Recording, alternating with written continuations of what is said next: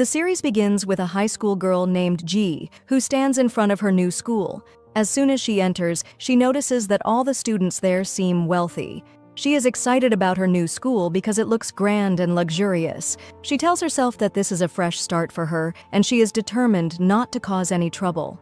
We soon learn that Ji transferred from her previous school because she was a troublemaker who frequently got into conflicts. She walks around the school until she reaches the receptionist and asks for the location of Section A, the class she is assigned to. While waiting, she notices a female student looking at her with disgust. This makes her wonder why, but she decides not to dwell on it. Following the receptionist's directions, Ji arrives at the designated location and is shocked to find an old, run-down building, completely different from the other elegant school buildings. However, she convinces herself that appearances don't matter as long as the inside is decent. But as soon as she steps in, she is taken aback by how dirty and disorganized the place is. She continues walking until she comes across a group of male students. She asks if this is Section A, and one of them, named Kiefer, responds by telling her she is in the wrong place.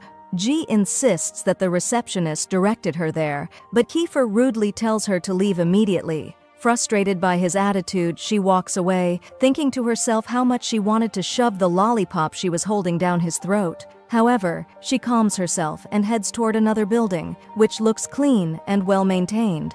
She enters a classroom and takes a seat at a desk. Soon after, a girl named Rocky, the class president, approaches her and introduces herself. Ji does the same, mentioning that she is new to the school, but when Rocky checks Ji's paperwork, she realizes that Ji is not registered in this class, but rather in another classroom in Section A. She then gives Ji the correct directions. At that moment, Ji realizes that Kiefer tricked her. Feeling irritated, she heads back to Section A. However, once there, she discovers that the section has only one classroom, which consists entirely of male students. Still, she doesn't let it bother her. She introduces herself to the teacher and the class. Kiefer, as the class leader, is supposed to welcome her, but instead, he mocks her, making the other students laugh at her. Ji doesn't stay silent. She fires back, making fun of him as well. From that moment, Ji starts experiencing harassment from her classmates. Every time she tries to sit at a desk, the students stop her. When she finally manages to sit somewhere, they start throwing paper balls at her while laughing. She yells at them to stop, but they ignore her. The bullying continues until the lesson ends, and Ji leaves the classroom annoyed. She heads to the school cafeteria, where she meets Rocky, who is sitting with a group of girls. Rocky asks her how things went in Section A, but Ji hides the truth and tells her that everyone welcomed her warmly. The girls don't seem to believe her, as they know that all the students in Section A are troublemakers. At that moment, a student named Iris speaks up, saying that Section A is a perfect place for Ji. It becomes clear that Ji and Iris know each other, but Ji stays silent, not responding to him. Instead, she leaves the cafeteria and returns to Section A. Once back, she looks for a clean spot to eat, but as soon as she finds a suitable place and takes out her food, the other students take it from her. One of them, named Felix, approaches her and apologizes for what his classmates did. He warns her not to bring out food in front of them again because none of the students in Section A are allowed to enter the cafeteria or buy food from it. Ji is surprised by this, so she pulls out more food from her bag. Felix quickly snatches it from her and reminds her of his warning before walking away. Later, while Ji is in the classroom, a female teacher enters but refuses to start the lesson because the class is filthy. She tells them that if she finds the classroom in the same condition during the next lesson, she won't teach them for the rest of the year. Then, she leaves. Ji, feeling determined, tries to encourage her classmates to clean the classroom. But to her shock, they all walk out and lock the door behind her, leaving her alone to clean the mess. She yells at them to help her, but they ignore her, laughing at her from the classroom window. With no other choice, Ji cleans the classroom by herself, fuming with frustration.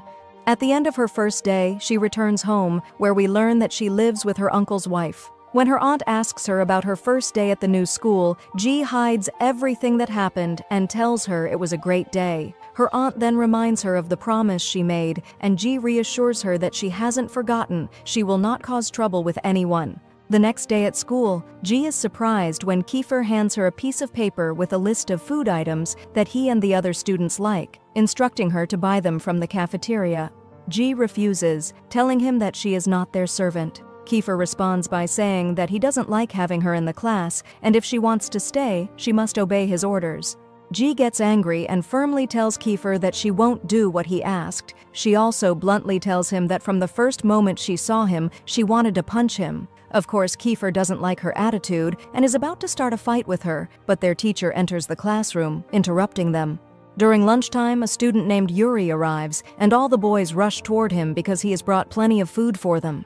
However, when Yuri notices G, he becomes visibly upset. Felix informs him that G is a new student in their class. Yuri glares at G with anger before walking away without saying a word, leaving G confused by his reaction. She asks Felix about him, and he explains that Yuri had been on vacation in Japan visiting his family and had just returned. He also tells her that Yuri and Kiefer are close friends. Meanwhile, Yuri goes to speak with Kiefer about G, making it clear that he doesn't like having a girl in their section. Kiefer explains that he had already tried to intimidate her into leaving, but she wasn't scared and stood her ground. Yuri then suggests that they keep harassing her until she gets fed up and leaves. Kiefer agrees. The next morning, G has breakfast before heading to school. On her way, she runs into Angelo, her older cousin, who asks her how things are going at school. She reassures him that she's fine and then asks if he knows anything about Section A, since he was once a student at the same school. Angelo explains that Section A was created specifically for troublemakers and that once a student is transferred there, they remain in that section until they graduate. However, he also tells her that female students in Section A have a chance to transfer out if they maintain good behavior, avoid causing trouble, and achieve high grades in their subjects. After hearing this, G continues her way to school when she comes across a boy fighting 4 other boys and easily defeating them all. As soon as he sees G, he calls out to her, introducing himself as her classmate and asking if they can go to school together. G agrees, and on the way she learns that his name is Sai. Curious, she asks him why students from their section aren't allowed to enter the cafeteria. C agrees to tell her, but on one condition: she must buy him food. G agrees. C then tells her that there used to be a girl named Ella in their section, and she and Kiefer were deeply in love. However, she eventually transferred to another section because she had strong connections with the school administration. After her transfer, Kiefer felt like she had changed toward him for no apparent reason. One day, he saw her in the cafeteria kissing another boy. Furious, Kiefer got into a fight with the boy and ended up destroying the entire cafeteria. Since then, the school administration has punished Kiefer and all the students in Section A by banning them from the cafeteria completely. After their conversation, C and G arrive at school and go about their day as usual. However, at the end of the last period, G is shocked to find that her clothes have been glued to her desk. It turns out that Kiefer and Yuri were behind this prank. The entire class laughs at G before leaving her behind. G calls out to C and Felix, reminding them that she always brings them food and that they can't just abandon her in this situation. Feeling guilty, Felix and C help pull her from the desk, but in the process, her clothes tear. C immediately gives her his jacket to cover herself. Furious, G storms off, searching for Kiefer until she finally finds him standing with Yuri and a group of other boys. She throws C's jacket in Kiefer's face, and in front of everyone, tells him that from this moment on, she won't stay silent about anything he does to her. Then, she walks away. Later, on her way home, G is accompanied by C, who gives her another jacket he had in his bag to cover her torn clothes. She thanks him and says goodbye before entering her house. Meanwhile, as C heads home, he encounters a group of boys, the same ones he fought earlier, who have returned to take revenge on him.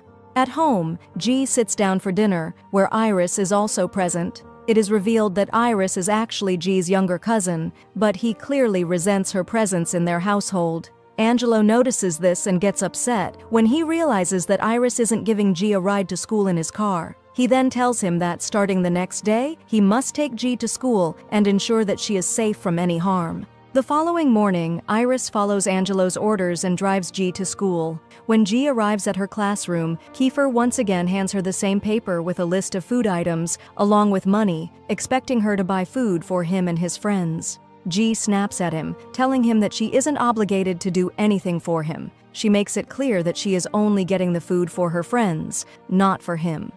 G goes to the cafeteria and buys all the food Kiefer had requested. When she returns, everyone is thrilled by what she has done, even Kiefer himself. Felix then calls G over to eat with them, making her incredibly happy. She agrees and joins them. However, Yuri is displeased by the situation and leaves angrily. Later, while they are in the classroom, their teacher calls out students' names to assess their academic levels. None of the boys answer her questions, showing their lack of interest in studies. But then, the teacher calls G's full name, revealing that her family name is the same as Iris's. Kiefer immediately asks G about her relationship with Iris, and she casually responds that he is her cousin. At that moment, G notices a change in the atmosphere. Everyone in the class appears angry. It becomes evident that there is some kind of history or conflict between her classmates and Iris, but she has no idea what it is. After class, G tries to talk to any of her male classmates, but they all avoid her completely and refuse to speak with her. Meanwhile, Kiefer and Yuri gather their classmates and start searching for information about G on the internet. They discover the name of her previous school and find out that she was an extreme troublemaker. They also learn that she once stabbed a male classmate with a pencil and was responsible for causing serious injuries to several students. At that moment, one of their classmates walks in, claiming to have information about G's family. He tells them that G's father has been missing for a long time and no one knows his whereabouts. He also reveals that her mother abandoned her when she was a child, remarried another man, and started a new life with him. G had been living with her grandmother all these years, but after transferring to their school, she moved in with her uncle's family. Yuri and Kiefer begin to suspect that Iris purposely placed G in their section to spy on them and report back to him. When it's time to clean the classroom, the boys, as usual, leave G to do all the work by herself. Kiefer tries to annoy her by overturning the trash bins and spilling garbage all over the floor. Frustrated, G retaliates by dumping stacks of paper onto the ground and refuses to clean up unless he helps her. Noticing that the situation is escalating and knowing that Kiefer has a short temper and might hit G, Yuri steps in. He convinces Kiefer to clean the classroom with her to avoid any problems. Kiefer calms down, listens to Yuri, and helps clean up the classroom alongside G. The next day, G is in the car with Iris on the way to school when she suddenly sees C walking down the street. She asks Iris to stop the car, telling him that she wants to go to school with her classmate. As she walks with Sai, she asks him why he was absent from school. C explains that he got into another fight with the friends of the boys he had beaten up before. However, this time, the fight was much more serious, and he suffered a severe injury. Because of that, he decided to stay home and rest until he recovered. G then tells him about what happened in class and how the boys reacted when they found out that she was Iris's cousin. She asks him if he plans to avoid her like they did. C reassures her that he won't and that she doesn't have to worry about that. They continue their way to school together, and later in the day, C takes G behind one of the buildings to witness the class president elections. However, G is shocked to discover that there is no actual election. Instead, the selection process is a physical fight between the current class president, Kiefer, and another student named David, who has challenged him for the position. The winner of the fight will be the new class president. The match begins, and Kiefer and David engage in a brutal battle, fiercely attacking each other. The fight is intense and violent, but in the end, Kiefer emerges victorious. The students cheer for him, lift him onto their shoulders, and carry him away in celebration. G refuses to leave the scene. Instead, she approaches David and helps him get home. The next day in class, G brings food for C and David. Meanwhile, Yuri and Kiefer watch her, displeased by what's happening. It becomes clear that G is getting along well with all the boys in the class, and they are starting to treat her well in return. This worries Kiefer and Yuri because they don't want her to feel comfortable in their section. Just then, one of their classmates informs them that the next period is PE and that they need to get ready to go to the gym. At the same time, Iris is sitting with his friend, who informs him that the students of Section A will be heading to the gym for their next class. While they are talking, Ella walks in and greets Iris. It's obvious that the two of them are in a romantic relationship. Iris then decides to go to the gym, using the excuse that he wants to check on his cousin, G, to make sure none of the boys in her class are bothering her. However, when he arrives, he deliberately gets too close to Ella, making it obvious that he's doing it on purpose to provoke and anger Kiefer. His plan works. Kiefer reaches his breaking point, furious at the scene in front of him. Determined to punish Iris, he decides to take it out on G instead. Pretending to be teaching her how to catch a ball, Kiefer launches the ball at her with excessive force. It hits her directly in the face, knocking her to the ground and causing her nose to bleed. Everyone in the gym is stunned by what happened. At that moment, Kiefer realizes his mistake and wants to go to G and apologize. However, he hesitates when he sees that Iris has already rushed to her side to check on her. Later, we see G at home, lying in bed. She has taken 2 days off from school to recover from her injury. Her uncle's wife enters her room, bringing her breakfast. G tells her that she wants to leave the school because she can't handle what's happening to her. She admits that she doesn't know how to deal with the students who harass her, especially since she promised not to cause any trouble. Her aunt tells her that she doesn't have to put up with the bullying in silence. She can stand up for herself without overreacting. Later, G goes out to buy some medicine, but suddenly, a group of her classmates appears in front of her. They try to grab her and force her to go with them, but G breaks free and unexpectedly finds herself in Kiefer's arms. He had been standing behind her the whole time. Kiefer tells her that her classmates were only trying to bring her to him. They sit together at a cafe, and G asks him what he wants from her. Instead of answering, Kiefer takes out a bandage and carefully places it over her injury. After that, he orders her some ice cream. G asks him if this is his way of bribing her into forgetting what he did to her. Kiefer responds by admitting that he isn't good at apologizing, but he knows that all girls love ice cream. However, G refuses to accept his gesture and walks away. But after a few steps, she turns back, grabs the ice cream, and continues on her way. The next day, G is at school and enters the bathroom. Shortly after, a group of girls follows her inside. They start talking about what happened in the gym, and one of them, named Freya, speaks badly about Ella. She calls her an untrustworthy girl, mentioning that she used to be with Kiefer, but then left him to date Iris instead. As they continue talking, Freya notices that their classmate, Mika, is unusually silent and not engaging in the conversation.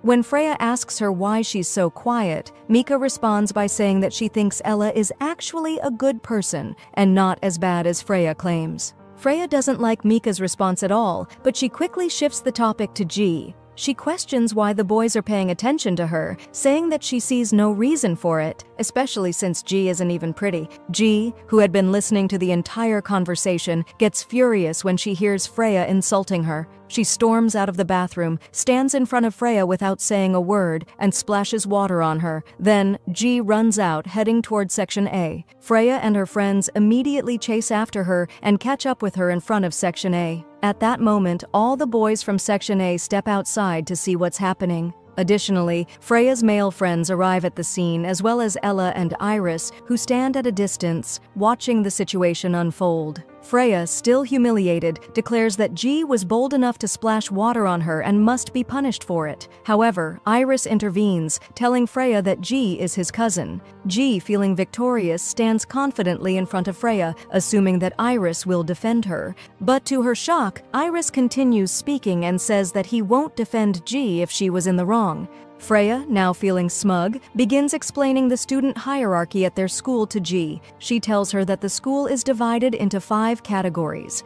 The first category is Category A, which includes Freya, Ella, and the other elite girls standing before G. She also reveals that Iris is the leader of this category. Freya explains that Category A students are considered the best in the school, treated like kings and queens by the other students. The second category, Category B, consists of students slightly below them, who serve them in minor ways. The third category, Category C, is made up of students who are friendly and agreeable to everyone. Freya points out that Rocky, the girl who welcomed G when she accidentally entered the wrong class, is part of this group. Then, Freya moves on to Category D, which is made up entirely of boys. These boys act as enforcers for Category A students, ensuring that anyone who disrespects them is punished. Finally, Freya mentions Category E, which G already belongs to, reminding her that Category E students are the lowest-ranked students in the entire school, and no one cares about them. After finishing her explanation, Freya offers G a way out of punishment. She will forgive G only if she kneels and kisses her shoe. G, of course, refuses. Instead, she boldly tells everyone that she had been in the bathroom and overheard Freya talking badly about Ella. She also reveals that Freya insulted Ella behind her back and called her a disgrace. Freya panics because she knows that Iris will punish her for speaking badly about Ella. Desperate, she lies and denies ever saying anything bad about her. She then manipulates the situation by accusing Mika of being the one who spoke ill of Ella. The other girls who were with Freya support her lie, backing up her claim against Mika. Mika, horrified, tries to defend herself and insists to Iris that she never said anything against Ella. However, Iris ignores Mika's plea and orders the boys from Category D to punish her. The boys grab Mika and prepare to beat her in front of everyone. At that moment, a boy from Category E named Alex steps in. He attacks the Category D boys and successfully fends them off to protect Mika. It is revealed that Alex is Mika's ex-boyfriend. Now, the tension escalates. Iris and Kiefer stand face to face, with Iris determined to ensure Mika is punished while Kiefer opposes it. The situation explodes into a full-blown fight when Iris attacks Kiefer, hitting him violently. A massive brawl breaks out among all the students. Later, Yuri and Kiefer sit together, discussing what happened. Yuri points out that all their attempts to drive G out of the class have failed. He notes that instead, her classmates have started sympathizing with her and accepting her into their group. Kiefer smirks and tells Yuri that he has a new plan, one that will kill two birds with one stone. He explains that he will make G fall for him, get her emotionally attached, and then cut her off completely, breaking her heart. This way, not only will he get rid of G, but he will also make Iris furious for what happened to his cousin. Yuri loves the plan and agrees to go along with it. Meanwhile, C runs up to Kiefer in a panic, telling him that G is in a fight with Category D boys in the gym. Kiefer rushes to the scene and arrives just in time to see G lying on the ground while one of the boys is about to strike her. Without hesitation, Kiefer grabs the boy and beats him up. Then, Kiefer and G stand side by side, facing off against the three remaining boys. They engage in a fierce battle, but manage to overpower their opponents. After the fight ends, both G and Kiefer collapse onto the ground from exhaustion. G thanks Kiefer for saving her. At that moment, C and Yuri enter the gym. Yuri approaches G and picks her up to take her to the infirmary. However, before doing so, he warns her that the school is going to investigate the fight. He then asks her to avoid mentioning Kiefer's involvement because if Kiefer gets into another major incident, he might be permanently expelled from the school. G agrees and promises to keep his name out of it. The next day, heavy rain pours down, causing the school administration to dismiss students early. G calls Iris, asking him to pick her up, but when she leaves the school building and waits for him outside in the rain, he never shows up. As she stands there, Yuri spots her and offers her a ride home. G, having no other choice, gets into Yuri's car, and he drives her home. Noticing that G is cold, Yuri hands her his jacket so she can warm up. Soon after, G is surprised to find that Yuri is taking her to his house. He explains that the roads to her home are completely flooded, making it impossible to get there. He offers to let her stay at his place until the weather improves, and G reluctantly agrees. G is amazed by the grandeur of Yuri's house. It is incredibly luxurious. Yuri leads her to a room and tells her to change out of her wet clothes. He lets her know that she can borrow any of his clothes until the maid washes and dries hers. He then steps out, giving her privacy to change. A little while later, Yuri returns, and the two sit and chat. G asks him about his family, and he tells her that his parents live in Japan, where they manage their business. He reveals that he lives in this massive house with only his grandfather. Later, Yuri takes G to have lunch with his grandfather, who is surprised because this is the first time Yuri has ever brought a female friend home. As they talk, G impresses Yuri's grandfather with her kindness and polite demeanor. The next day at school, G thanks Yuri and jokes around with him as they walk to class. Kiefer is shocked when he sees Yuri laughing and playfully interacting with G. Curious, he pulls Yuri aside and asks him what happened the previous night. Yuri explains everything, and when he notices Kiefer getting irritated, he reassures him that this changes nothing about their plan. Everything will still go exactly as they planned. Soon after, Kiefer and G are summoned to the principal's office. When they arrive, the boys from Category D are there, claiming that Kiefer and G attacked them for no reason. G immediately tries to defend herself and Kiefer, but she notices that the principal doesn't believe her. This is because of Kiefer's long history of causing trouble. Ji is shocked when the principal places full blame on Kiefer for the incident. At that moment, Ji remembers what Yuri told her, that if Kiefer got involved in another serious problem, he might be expelled from school. Determined to protect him, Ji steps forward and tells the principal that she was the one responsible for everything. The principal, however, sees through her attempt to defend Kiefer and warns her that she herself could be expelled for taking the blame. Ji is stunned, but still insists that Kiefer had nothing to do with it. In response, the principal says she will call Ji's guardian. After they leave the office, Kiefer thanks Ji for what she did. A while later, Angelo arrives and takes Ji aside to speak with her privately. He yells at her for getting involved in trouble and reminds her that she promised not to cause any problems. Ji apologizes and promises not to make any more trouble. That night, Kiefer is at Yuri's house, along with their other male classmates. Kiefer discusses his plan with them, explaining how he will make Ji fall for him, only to break her heart and force her to leave the class. Yuri, however, seems unhappy about this plan, but he says nothing. The next day at school, Ji hears a noise coming from behind a garbage bin. When she approaches, she is surprised to find Mika hiding behind it. Mika is terrified because Iris has ordered the boys from Category D to chase her down and punish her, believing that she was the one who spoke badly about Ella. Fearing for her safety, she has been running away and hiding. Ji sympathizes with her and asks if any of her classmates tried to help her. Mika says that the only one who could have helped was Ella, but unfortunately she is absent today. Ji takes Mika to the bathroom, helps her clean up, and then decides to take her to Section A, hoping to protect her from the boys chasing her. However, when they arrive, Kiefer is visibly annoyed by Mika's presence and wants to throw her out of the classroom. Ji yells at him, saying that Mika needs help and reminds him that he once helped her before. Kiefer seizes this opportunity to start his plan and, with obvious romantic intent, tells Ji that he is willing to do anything for her. Yuri, watching from a distance, is unable to hide his jealousy. Ji, on the other hand, becomes flustered and doesn't know how to respond. At the end of the day, Ji walks with Mika to ensure that no one attacks her on her way home. As they walk, Ji asks Mika about her history with Alex. Mika sits with her and explains that she and Alex used to love each other. One day, Ella came to her and told her that she had seen Alex standing with another girl. Mika was shocked, but refused to believe it. However, later, she saw Alex getting close to another girl at the cafeteria, confirming Ella's words. From that moment on, she cut ties with Alex completely. Mika tells Ji that since then, Alex has been trying to apologize and make amends, hoping to get back together with her, but she has refused to give him another chance. She then asks Ji if Alex deserves a second chance. Ji looks at Alex, noticing the regret on his face, and tells Mika to think carefully before making her decision. Ji then walks Mika home. Later that night, Ji confronts Iris about how he treated Mika, telling him that what he did was wrong. She insists that Mika never said anything bad about Ella. As they talk, Ella walks in and is visibly upset after learning what Iris did to Mika. Iris follows her, trying to make amends. The next day, Ella approaches Ji and thanks her for standing up for Mika. She tells Ji that she spoke with Iris and made him promise to leave Mika alone. However, Ella also asks Ji to keep Alex away from Mika because she is afraid that Alex might hurt Mika again.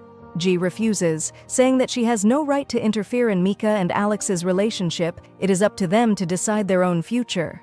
After a while, Ji is surprised when a student from Section A presents Mika with flowers in front of their classmates and confesses his feelings for her, saying he has liked her for a long time but never had the courage to express it. Ji tells Mika to think carefully before responding, but Ella interrupts Ji, telling her to stay out of it. At that moment, Alex steps forward and, in front of everyone, tells Mika that he regrets everything he did to her and asks for a chance to talk to her privately. Meanwhile, Kiefer and Yuri are both focused on Ji, watching her closely because she seems deeply moved by the romantic scene unfolding before her. Mika responds to Alex, telling him that she is willing to give him another chance. The students in Section A celebrate happily. Later, Ji and Kiefer watch Mika and Alex from a distance as they meet. They see Alex screaming with joy because Mika has promised to consider getting back together with him. Kiefer takes advantage of the moment and tells Ji that he wishes he could experience a romantic moment like that with her. Ji gets flustered and doesn't know how to respond, so she leaves. Ji goes to the bathroom and notices that someone has written a lot of things on the door.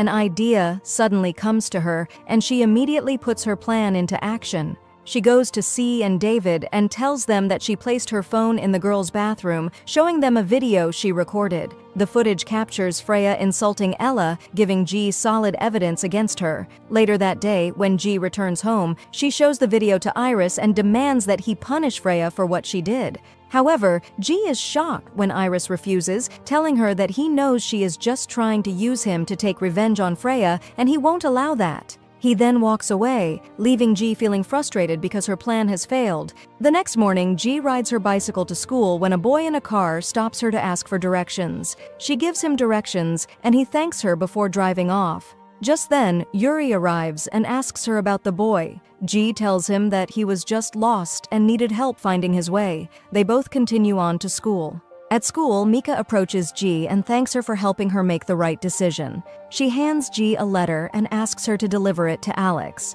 G quickly takes the letter to him, and Alex sits among his classmates, opening it nervously while everyone watches, waiting to find out Mika's answer. Suddenly, Alex yells in excitement, announcing that Mika has agreed to get back together with him. Overjoyed, he hugs G and thanks her for being the reason this happened. G tells him not to waste any time and to go to Mika immediately. Kiefer and Yuri watch the scene, feeling pleased with everything happening around them. During PE class, the students from Section A are in the gym alongside students from Section E. While training, G is the fastest among her classmates, outrunning them all. However, Kiefer trips her, causing her to fall so that he can win. G retaliates by tripping Kiefer the same way he did to her. Everyone is shocked because they all know Kiefer has a quick temper and could seriously hurt G. But what happens next surprises them all. Instead of getting angry, Kiefer playfully chases G, threatening to punish her for what she did. G runs as fast as she can, but Kiefer manages to catch her. As she struggles to escape his grasp, he accidentally kisses her. Everyone freezes in shock at what just happened.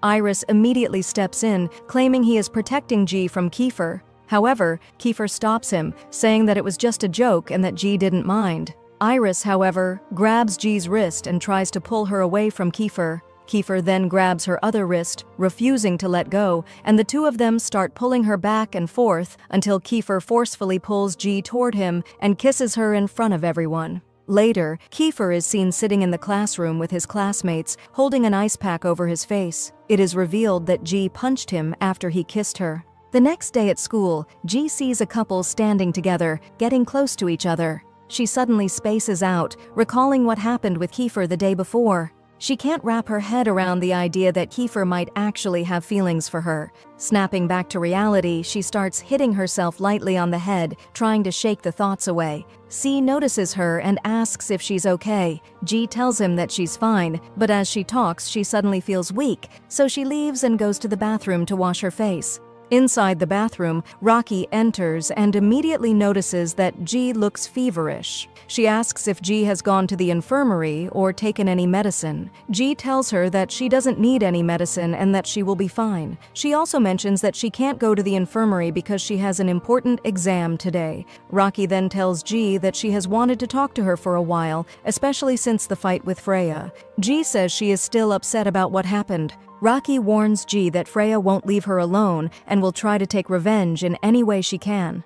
She explains that Freya did the same thing to her in the past. She caused a lot of trouble for C, leading to his transfer to Section E. She also reveals that Iris knew Freya was in the wrong but couldn't punish her because he was secretly in a relationship with her behind Ella's back. G is shocked to hear this. Rocky confirms that she saw them getting close at a party, and she explains that Freya always threatens Iris with exposing their relationship to Ella. Because of this, Freya does whatever she wants at school without facing any consequences.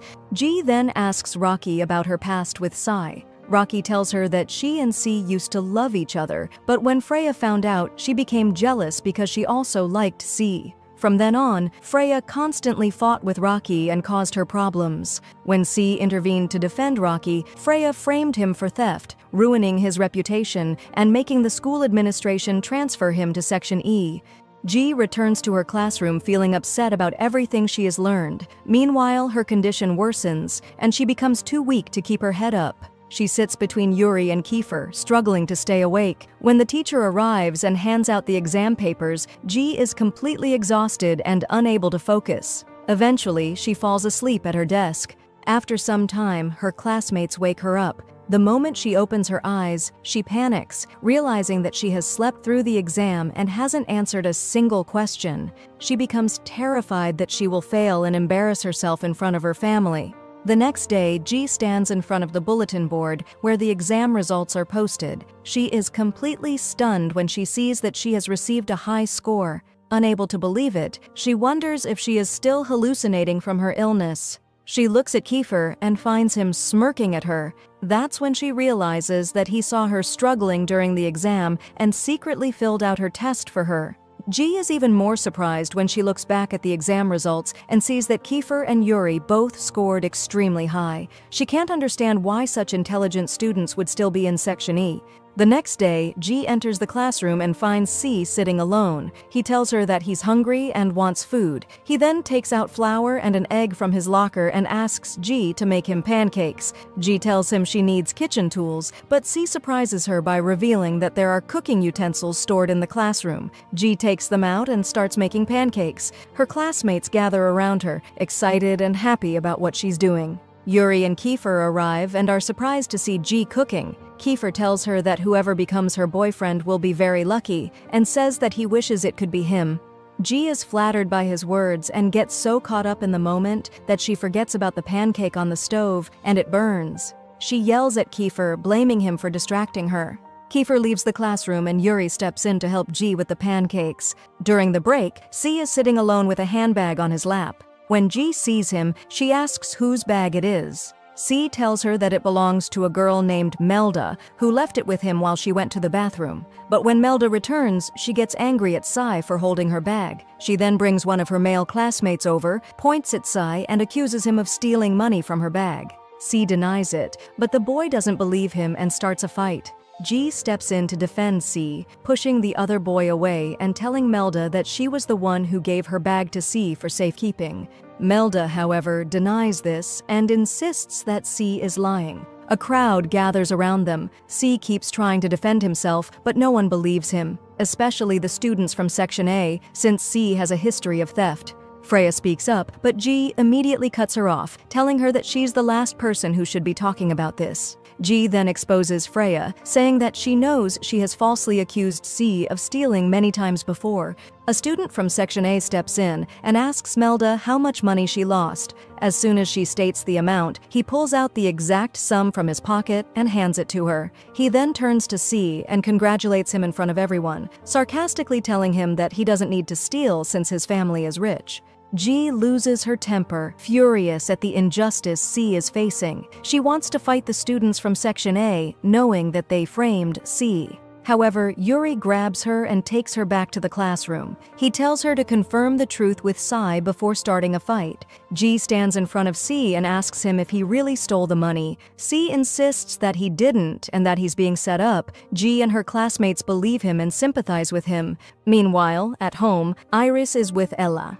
He tells her that he knows she was the one who framed C and asks her why she did it. She explains that she is upset with G and wanted to hurt her by making her feel bad for C. She still resents G for influencing Mika to get back with Alex, which caused Mika to change and distance herself from Ella. Ella is also bothered by how all the boys in Section A treat G well, especially since she used to be close to them when she was still in Section A. Iris comforts her and tells her to forget about everyone else and focus on him. He promises to make up for anything she has lost.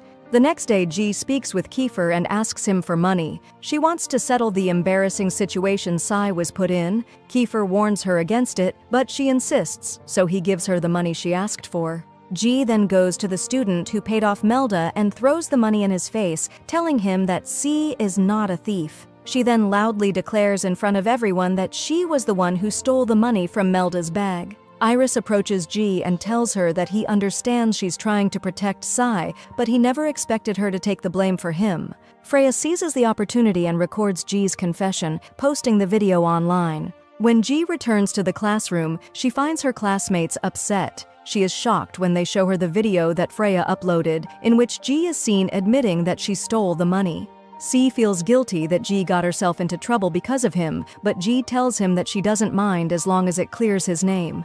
C approaches her and thanks her before hugging her. Yuri, Kiefer, and the rest of their classmates feel happy about G's actions. Kiefer then contacts his hacker friend Eddie and asks him to delete the video from all social media platforms. The next day, Angelo scolds G after seeing the video. G is surprised when she realizes that Angelo has Kiefer's number and is calling him to ask what happened. Kiefer reassures him that G did it to protect C's reputation and that the video has already been erased. Angelo calms down, but warns G not to do something like this again. Later, G's grandmother arrives with her uncle's wife, who doesn't like G. She tells the grandmother about the video that was posted online, but the grandmother refuses to believe it. Feeling frustrated, G says she needs some fresh air and goes out for a walk. She stops by a restaurant where she encounters the girls from Section A. The moment they see her, they call the waiter and tell him that G is a thief and that they are uncomfortable with her presence. The waiter approaches G and asks her to leave. Just then, Yuri enters the restaurant and sees what is happening. He immediately steps in and tells the waiter that he will pay for all of the restaurant's earnings that day and demands that the girls be kicked out instead. G is shocked by what's happening, especially when she learns that the restaurant is owned by Yuri's family. Because of this, the waiter is intimidated and obeys Yuri's command, throwing the girls out just as he said. Yuri then sits with G and treats her to lunch. G thanks him for what he did, feeling happy about the way things turned out.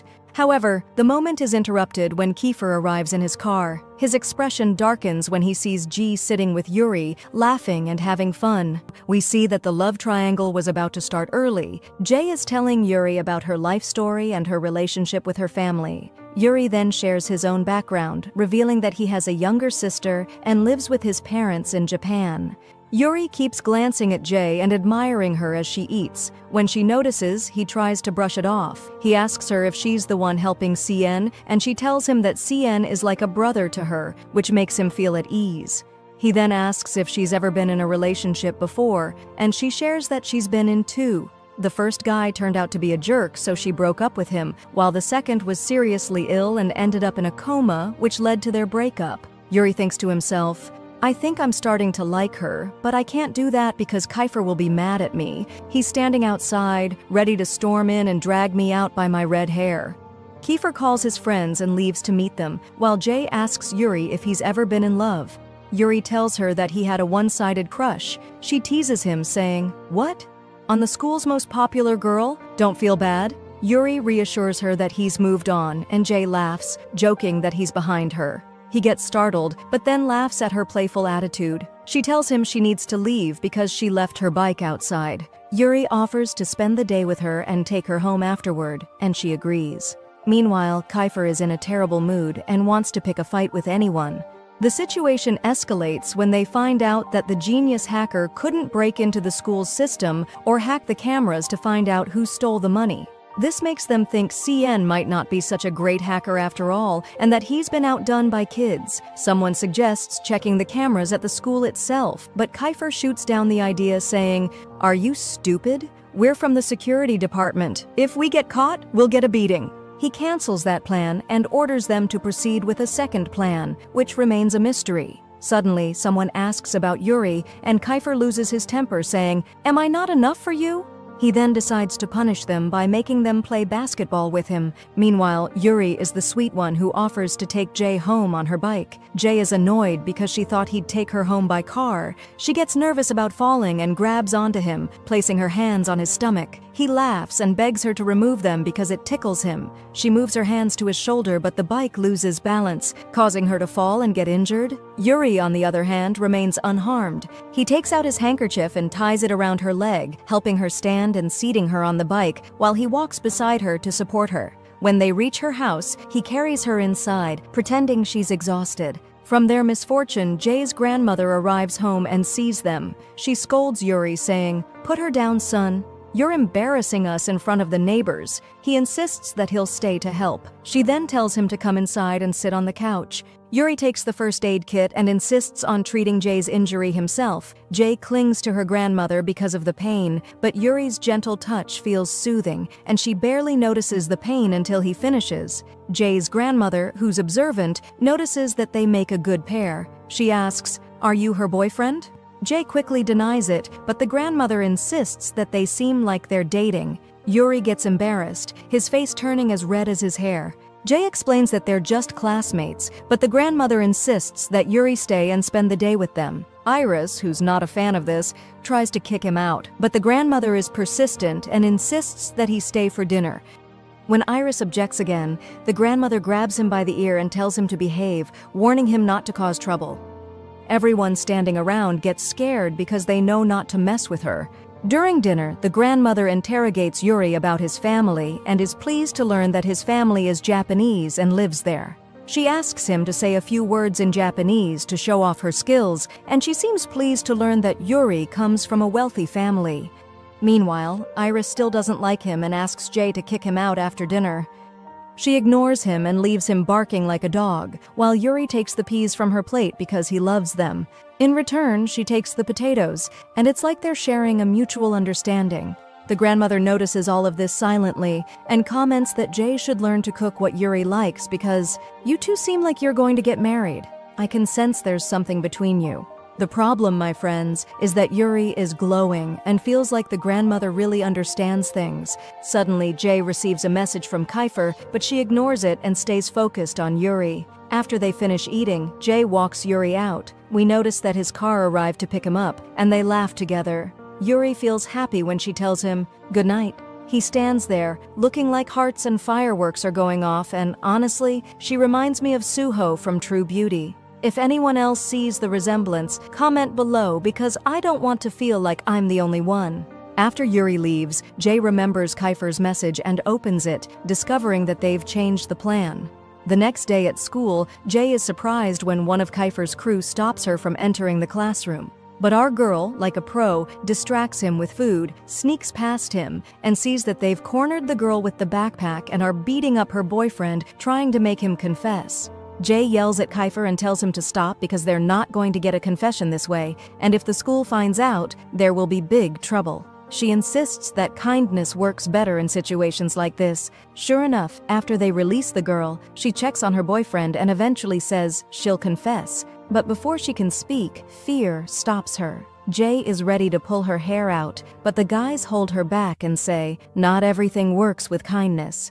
Kiefer finds Jay's attitude irritating and orders his guys to hold her back while he deals with the boyfriend himself. And as you know, Kiefer's muscles could send someone straight to Mars with one hit. Fearing for her boyfriend, the girl confesses, saying that CN is innocent and that someone else asked her to frame him. She's too scared to reveal who it is. Suddenly, Rocky steps out from behind and reveals that she recorded the confession. Jay realizes this must be the second plan. Jay looks surprised, but Reiki says, "I came here for you." CN interrupts, saying, "No, she's lying. She came for me. She still loves me." And of course, all the guys standing around cheer him on. They take the video of the confession and give it to their hacker friend, who uploads it to the bully's account, making it look like she confessed to being the mastermind behind the scheme. When the bully finds out, she gets angry and suspects Keiko, the only one with her password. She confronts Keiko, who says, "Are you stupid? I've been here the whole time. How could I have done that?" She starts searching the school for the real culprit.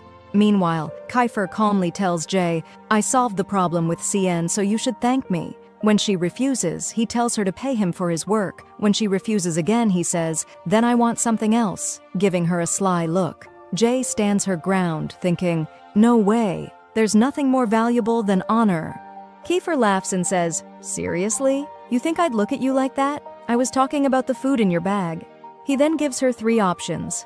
Either you pay me $25,000, thank me properly, or bring me food every day until we graduate. Jay tries to negotiate the cost of the ingredients since she'll be paying out of her own pocket. Kiefer distracts her, steals her food, and runs off, leaving her cursing him out. When she turns around, she finds Yuri, the gentle one, waiting for her with food. They head to their usual spot, where they find CN and David waiting for them to eat together. Jay asks about Mika and Calyx, and they explain that they're in the next room because they don't want to disturb them since they're a couple. Jay acts nonchalant and shares her food with CN and David. Yuri is touched by her kindness, so he surprises her with a luxurious meal that she's never had in her life. When she struggles to eat it, he takes the opportunity to feed her himself. She finds it delicious, but she invites the guys to try some too, worried that CN might be eyeing the food.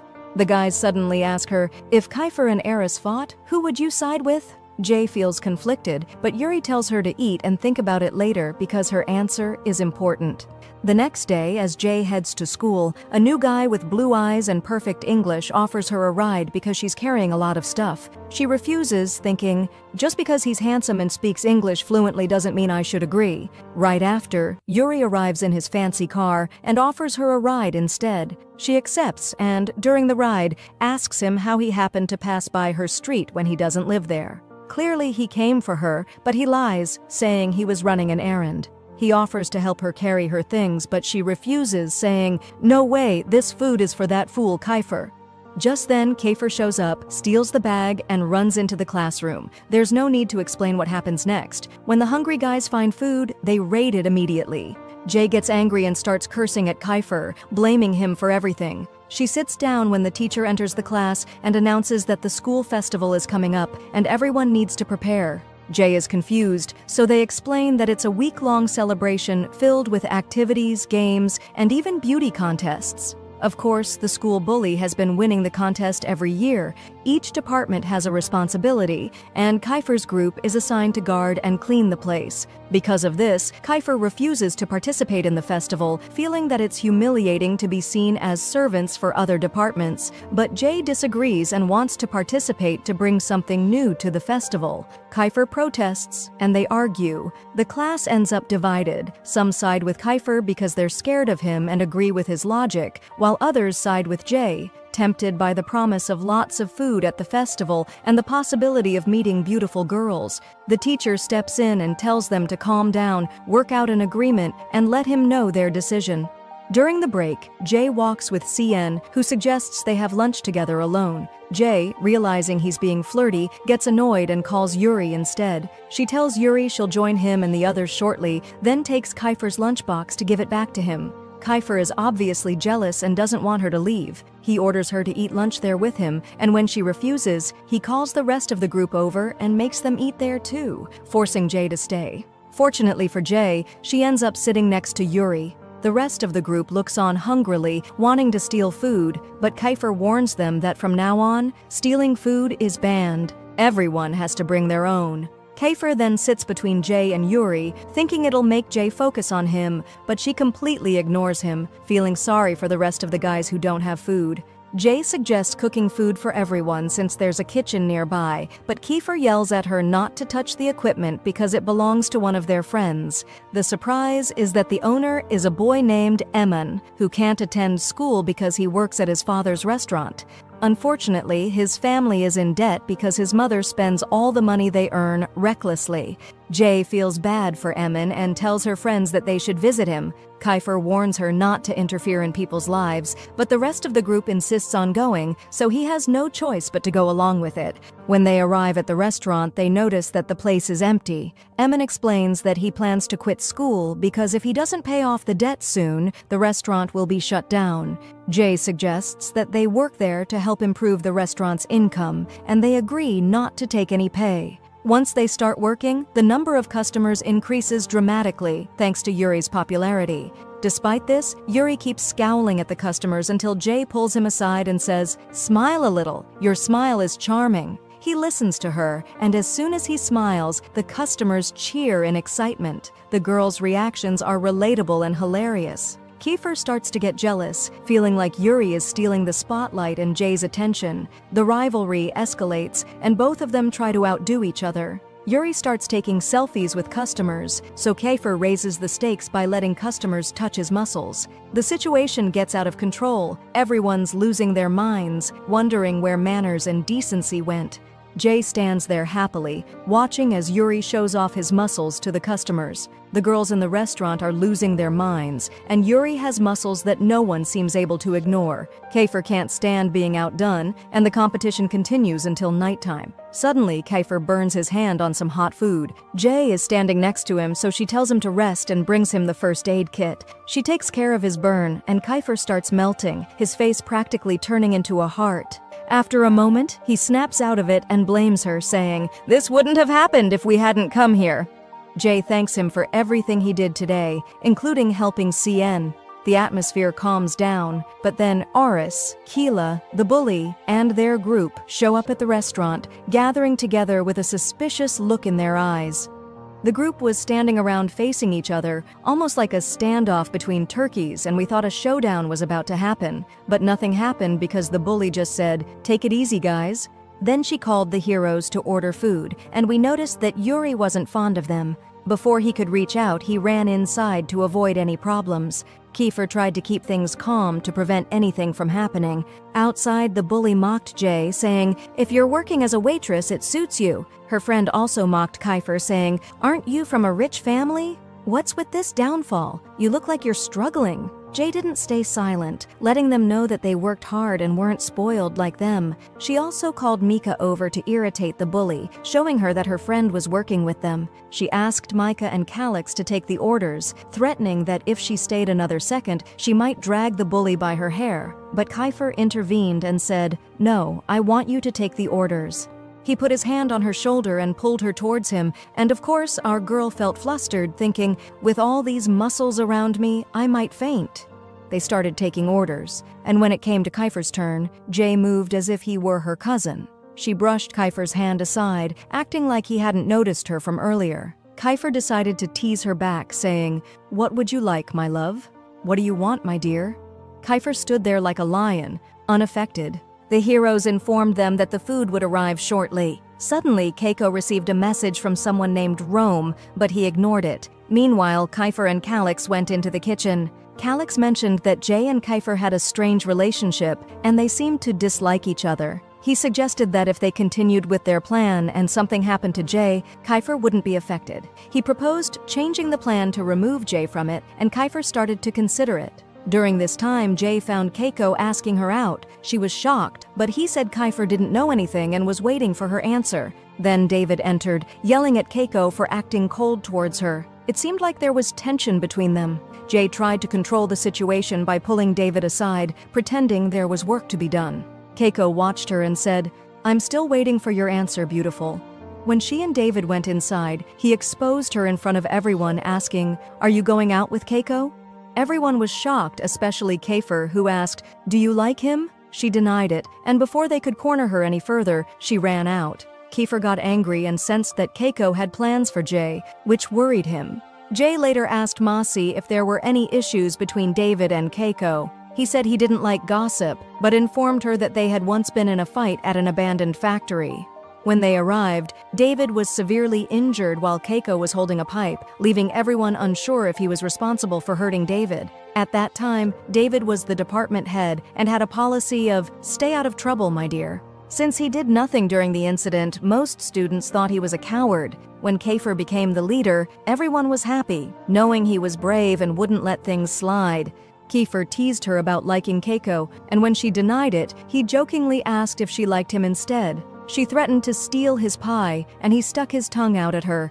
That night, Yuri escorted her home, concerned that it was late. He said, "Why do you look so tense? Relax a little, I'm feeling protective." It was clear he was happy with any time he spent with her and reminded her not to forget their plans. Afterward, he got into his car, which he jokingly claimed would be hers in the future, and drove off. Suddenly, Keiko appeared, startling Jay, who thought he was a ghost. Keiko explained that he wanted her number, but Iris refused to give it. He said he was a respectable man who wanted to do things the right way and intended to propose to her. Jay felt overwhelmed by the rapid development of their relationship. Iris then intervened, saying there would be no engagement. Keiko tried to reason with him, saying, "I'm your friend," but Iris replied, "Because you're my friend, I'm not allowing it." He further declared that Jay wasn't permitted to date or go out with anyone and kicked Keiko out. He told Jay to respect herself, reminding her that her boyfriend was still in the hospital while she was hanging around other guys. The next day, Jay left the house, anxiously looking around to make sure Keiko wasn't following her. However, she was startled by Kiefer, who joked, "Looks like you were expecting someone else." She tried to change the subject, asking him what he was doing there. He informed her that he was taking her to a meeting with the group since she was late. He drove her in his extremely fancy car, which Jay couldn't stop staring at. She started eating, and he was hungry too. Kiefer couldn't help himself, took a bite, and accidentally bit her finger. Jay was shocked, while Kiefer happily joked, "I didn't have breakfast because I was busy picking you up. You should repay me." He asked her again if she liked Keiko, and when she denied it, he warned her that he couldn't stand liars and would hang her out to dry if she lied. Jay was lost in her thoughts. After finishing breakfast, she looked at her finger, clearly still surprised. When they arrived at the restaurant, the whole group was there. Emma informed them that his father had fully recovered and would be managing the place again. This meant he could return to school, and his mother, who had changed her ways, had taken leave to help his father. They decided to rehire the former employees, which meant the group would have more time to focus on studying, though they joked that they never really studied in the first place. Iman decided to reward everyone by letting them cook at school to make up for all the food they had missed. He asked Jay to help out since she was always ready to sacrifice, and she agreed. After that, everyone started working since the customers were about to arrive, except for Jay, who said she was hungry and wanted to have breakfast first. Kiefer, the soft-hearted one, told Micah to get her the menu so she could order whatever she wanted, adding, "She's paying for herself." Jay cursed him in her mind, thinking, "You scoundrel, I thought you'd pay for me." Kiefer then laughed, saying he was joking and that he'd actually treat her, which made her happy. Meanwhile, Yuri stood there feeling sad, thinking she was slipping away from him. The next day, Jay was having breakfast when someone from the service informed her that a colleague was waiting for her outside and that if she took too long, he'd hang her out to dry. Jay guessed it must be Kiefer, the fool, and went out ready for a fight, only to find 4 handsome men waiting for her. Now, those are the kind of men who are worth a second look. They told her she needed to come with them to buy the ingredients for the school. She asked them to wait while she changed, and one of them said, "You look amazing as you are." Jay cursed him, but Kiefer agreed, saying, "He's right, you're beautiful." And secretly, our girl melted a little. We can't blame her, we did too. As they got into the car, Yuri watched them with jealousy that could kill. They arrived at the shop and bought enough supplies to feed a whole tribe. Jay carried heavy bags, complaining, "Doesn't anyone have a conscience to help me?" Yuri was about to take the bags, but Kiefer beat him to it. Yuri felt upset and offered to help with the remaining bags, but Jay refused, insisting she was strong enough to handle it herself. The next day at school, Jay was tired and wanted to sleep. Yuri suddenly scared her from behind. She was surprised by his appearance and noticed he'd removed his glasses and put on contacts. She told him he looked great, thinking, "My man looks amazing with or without glasses." At that moment, Kiefer felt jealous, and when they went to class, Jay found Saigon sleeping and tried to wake him up. Aman stopped her, saying, "Leave him, he's like a rock, you can't wake him." They started cleaning the kitchen to store their supplies, and Jay noticed a box labeled with the name Keela. She asked what happened, and they told her Keela was a nice girl, but when she got angry, she was a demon. Once she pulled a girl's hair and injured her, and the school wanted to expel her. Instead, they transferred her here. Jay was surprised and asked how Keela returned after everything that happened. Kiefer interrupted her, saying, "It's none of your business." He whispered, "Curiosity killed the cat," and added, "Got it, kitten," before leaving. Jay felt scared but remembered how he held her hand that morning and forgot everything he did. "I told you, the hook is set." Jay started working, taking out the trash, when she noticed one of the guys acting strangely. She went to where he had been standing and found something unusual, though it wasn't clear what it was. Her curiosity got the better of her, but she couldn't ask because everyone was eating lunch. Yuri noticed something was off and asked if she was okay. Kiefer, keeping an eye on everything, seemed suspicious. David then appeared injured, and all the guys gathered around him, telling the girls to stay away. Of course, Jay and Mika eavesdropped, trying to figure out what was happening, but they failed. Jay started suspecting something was wrong since the boys were acting secretive. When they saw her, they scattered, making her feel that nobody was going to tell her anything. She took advantage of the group's focus on Kiefer to talk to David and asked, "Come on, as your close friend, tell me what happened." David explained that Keiko had announced he was going to propose to her, and David couldn't stand it, so they fought over her. Jay assured him she'd fix things between them, but David refused her help. Kiefer then ordered the guys to escort her out, saying, "She's going to make things worse." Cian was tasked to take her away, saying, "Let's go. There are dishes waiting for you." They ended up washing dishes together. Jay asked him to spill the details, but Cian said, "You know I'm not into gossip," and eventually confessed that the guys were planning something to get David's justice. He begged her not to pressure him any further, then ran out. A while later, Kiefer entered and asked, "What are you doing here, miss?" She asked him the same thing. Kiefer explained that it was the men's bathroom and that he had every right to be there. Jay argued it wasn't her fault that the girls' bathroom was out of order. He asked her for the millionth time if she liked Keiko, and she denied it. Kiefer pulled her closer, looked into her eyes and said, "Say it to my face." She told him it was none of his business and asked why he cared so much. Embarrassed, he couldn't respond, flipped the conversation and accused her of caring about him. Jay explained that she was trying to resolve the problems between the guys. Later that day, the group gathered and warned Jay not to follow them. Her curiosity got the best of her, so she tricked Eamon and slipped away, following them silently. They entered an abandoned building and Jay snuck in, hiding behind some wood. Suddenly, someone grabbed her from behind and covered her mouth. Our guys called out to Keiko, who arrived with his crew. Let's be honest, Keiko's muscles are impressive. A fight was about to break out between Keiko and David to settle things once and for all. David took off his jacket, showing off his muscles, ready to fight. But before they could do anything, someone from above stopped them and asked Kiefer, "Don't you know who's behind this?" They realized it was Ram, the gang leader they'd clashed with before. Ram revealed that he brought Jay to watch the showdown. When they tried to argue, Ram said, "Calm down, guys, I have a surprise." He brought out Jay, holding her and asking, "What's your name, beautiful?" The guys warned him to let her go, but Ram declared that no one could make him.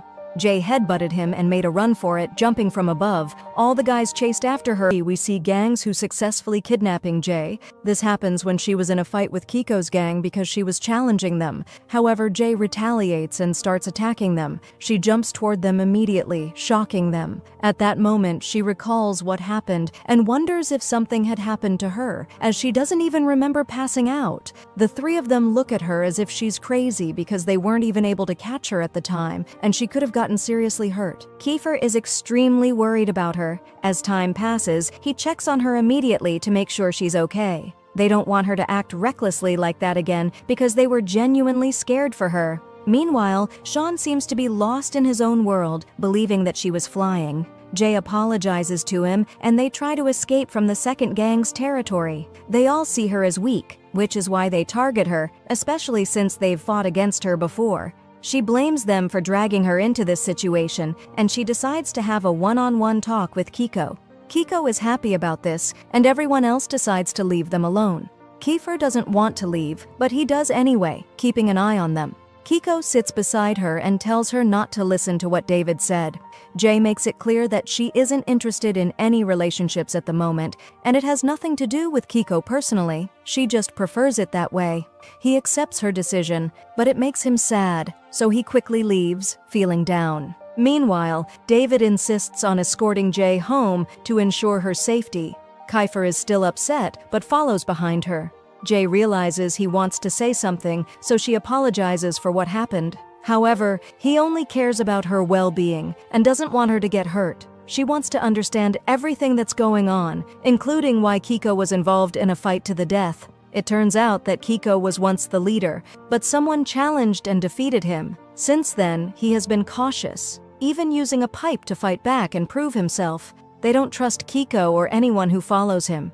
Jay is happy that they care about her and want to protect her, especially if Keiko ever resurfaces. She wonders if she would ever agree to a relationship if someone wanted to be with her. She suspects Kiefer has feelings for her, but she denies it to herself and leaves, trying to calm down. Later, she arrives home late, and everyone is worried about her. She tells them she hit her head. Angelo informs her that he left earlier to handle a work issue. He also tells her that she has to spend the night with Eris in the only available room, meaning they need to get along. Suddenly, Phony calls, and Eris explains everything that happened between them and how she should handle it.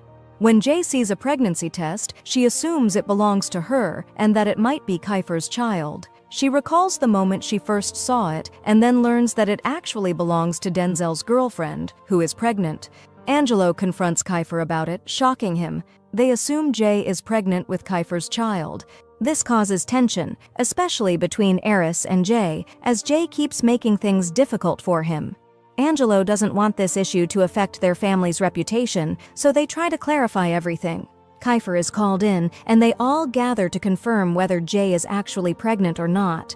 Jay realizes that no one is truly on her side. She later speaks with Kiefer's father, who is also upset. Suddenly, the doctor arrives and confirms that Jay is not pregnant. The test results are negative. Everyone feels relieved, though they are also embarrassed by the misunderstanding. Kiefer can't stop laughing at the situation. Jay walks away, and Kiefer follows her. He apologizes on behalf of Kiefer, but she refuses to accept it. She's tired of the problems he always causes for her. Kiefer tries to resolve everything, but when he comes out, Jay immediately punches him because she's still angry at him for taking advantage of the situation. The next day, everyone finds out that Jay punched Kiefer, leaving a mark on his face. Meanwhile, she starts giving Senko advice on how to be good to Mika. However, the others gossip about her. When Kiefer finally speaks to Jay, he tells her it was all just a prank. She realizes he has been causing her problems all along, and they end up in another argument. Despite their conflicts, Jay eventually sits beside Kiefer, reflecting on whether he will ever apologize properly. They still can't get along and keep clashing, but eventually, everyone gathers to discuss everything. The first group to speak is Freya's, which is well organized. Each section starts listing their strengths, but in reality, none of them have anything special. They begin planning their next steps and suggesting ideas while Jay watches in surprise. When it comes to their own section, they realize they have nothing prepared. So, they decide to divide tasks, wondering what their section is supposed to do. They end up choosing to collect masks and guard the area. However, their teacher announces a change in the competition. The girls must dress like boys and vice versa, and then the most attractive person in each section will be chosen. Because of this, Freya makes Section E join them in the competition. However, she deliberately tries to make them look bad. As time passes, they get into an argument over the food that Iman is preparing. Jay steps in to organize everything while Kiefer sits nearby, as usual, trying to get closer to her. Meanwhile, Jay notices Denzel, who is sitting alone and looking sad because his girlfriend is pregnant. She approaches him, noticing that he isn't eating as he normally would. She encourages him to eat, assuming he must be overthinking things. However, Denzel jokes that he is the one who is pregnant. Jay, being naive, believes him for a moment before realizing he's joking, which annoys her. She takes his food and walks away while he simply starts eating. At the same time, another girl from the second section who is dating Denzel begs him to acknowledge their child. However, he keeps rejecting her. Suddenly, Jay arrives, yelling at the girl, which makes Denzel step in to defend her. Jay assumes that he prioritizes his girlfriend over her and that he is rejecting the baby because of her. She forces him to talk to the girl properly, reminding him that he is the reason for this situation and needs to take responsibility. Later, Jay tries to convince Denzel to acknowledge the child, but the girl keeps crying. Jay steps in to comfort her, realizing that she is an orphan and has no family. That's why Denzel refuses to be with her. He doesn't want the responsibility. Jay continues trying to console her as best as she can, but the whole situation becomes overwhelming. Later in class, Denzel is still ignoring the girl, and Jay wonders how to get through to him. She thinks about asking Angelo for help, but it would be difficult to get him involved. She also considers Yuri, but she isn't sure if he would agree. Then she thinks of David. Maybe he is the right person to talk to Denzel.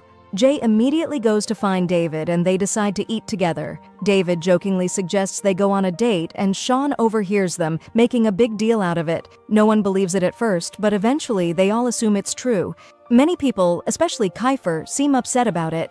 Time passes and the three of them go to an amusement park together. They have fun, scream on the rides, and enjoy themselves. However, Sean gets motion sickness, leading to an argument with Jay. They start playfully chasing each other around the park. Sean wants to go on the rides again, but they decide to take a break and get some food instead. Meanwhile, David and Jay sit together, which she didn't expect. She wanted to talk to him seriously, mainly to find out if his girlfriend was pregnant. She doesn't want anyone to find out what's happening, but she suspects that Denzel refused to be with Chris because of something he overheard. Jay realizes Denzel is struggling to take this step. As the class keeps watching the situation unfold, Jay thinks about who might be able to convince him. Then David reveals that all their classmates are secretly observing them, even though they are hiding. To reveal them, he tells Jay to close her eyes. When she does, the hidden students finally show themselves. David takes the opportunity to touch her, and just as he is about to kiss her, everyone rushes forward, stopping him because he already has a girlfriend. This causes a lot of drama. Sean and the others also show up, scolding David for even attempting that. Freya is particularly furious, believing David had no right to do it. His reaction makes them realize that he is more upset than they expected, especially since Kiefer had already been getting close to Jay. Later, they decide to enter a haunted house. Jay is terrified and refuses to go in, but everyone insists. They take pictures together to remember the moment. Once inside, Jay gets even more scared, especially since she is stuck with Sean. Everyone is frightened because they aren't used to haunted houses. One by one, they go through different terrifying moments. Jay, trying to be brave, holds on to Sean, who is barely keeping it together himself. They walk through the haunted house until they reach a specific area where everyone suddenly gets scared again. Then, out of nowhere, they realize one of their friends has disappeared. She ran off alone, lost inside the haunted house. Jay is terrified when she sees a vampire and starts crying uncontrollably. The sight brings back old memories, making her even more emotional. Kiefer immediately steps in to comfort her as she has a full-blown panic attack. She hadn't wanted to enter the haunted house in the first place, and now she is overwhelmed with fear. Kiefer stays by her side, trying to calm her down as much as possible, and he manages to reassure her. He promises that he won't leave her, leading them both to exit the haunted house together. But suddenly, Jay runs off alone again, and she and Kiefer start calling out for each other. Though she tries to steady herself, the place is still terrifying. Just then, Kiefer finds her and immediately pulls her into a hug. She hugs him back, and in that moment, it's clear that Kiefer truly loves her. However, they quickly separate when their friends arrive. As they rejoin the group, everyone starts teasing them, convinced that something must have happened between them. Jay, however, is eager to go on the rides again. At first, Kiefer refuses, but when he sees how much she wants to, he gives in just to make her happy. He decides to enjoy the moment with the group, but Yuri watches closely, growing more and more irritated. Kiefer keeps getting closer to Jay, and Yuri doesn't like it, because he loves her. While waiting for their turn, Jay notices that Yuri knows some of the people nearby. They seem to really like him, and he quickly walks away.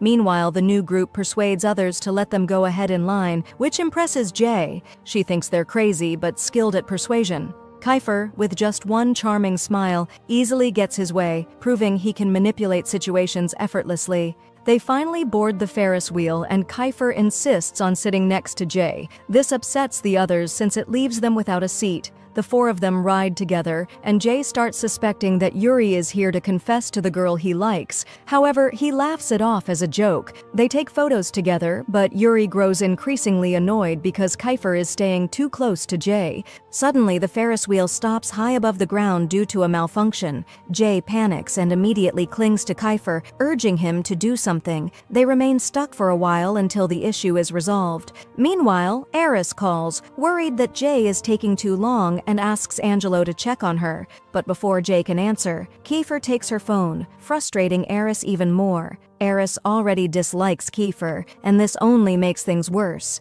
In the end, he comes to pick her up himself, while Yuri remains upset. Elsewhere, the other students continue playing games and enjoying the city, having a great time. Meanwhile, Jay and her group are still hanging out when the fireworks start. She is completely mesmerized, her eyes shining with excitement. In that moment, she looks like a child, filled with pure joy, and Kiefer can't take his eyes off her. She keeps moving, eager to see more, and tries to take pictures, but then realizes Kiefer still has her phone. This leads to an argument between them, and in the midst of their struggle, she suddenly falls into his arms. She tries to pull away, but he refuses to let her go. He also doesn't want Yuri to see her happy with someone else. Frustrated, she leaves, while the others laugh at them. Soon after, Eris arrives, visibly irritated by how close she has been getting to Kiefer. Their friends warn her not to get involved with anyone from Section A or develop feelings for Kiefer. This makes her reflect on everything that has happened between them, how he has always been there for her and helped her countless times. But she still denies her feelings and walks away. Later, she unexpectedly finds herself at David's house and is surprised by the place he lives in. David's father is there and immediately calls Denzel. Kiefer is equally surprised to see her, but realizes she wants to talk.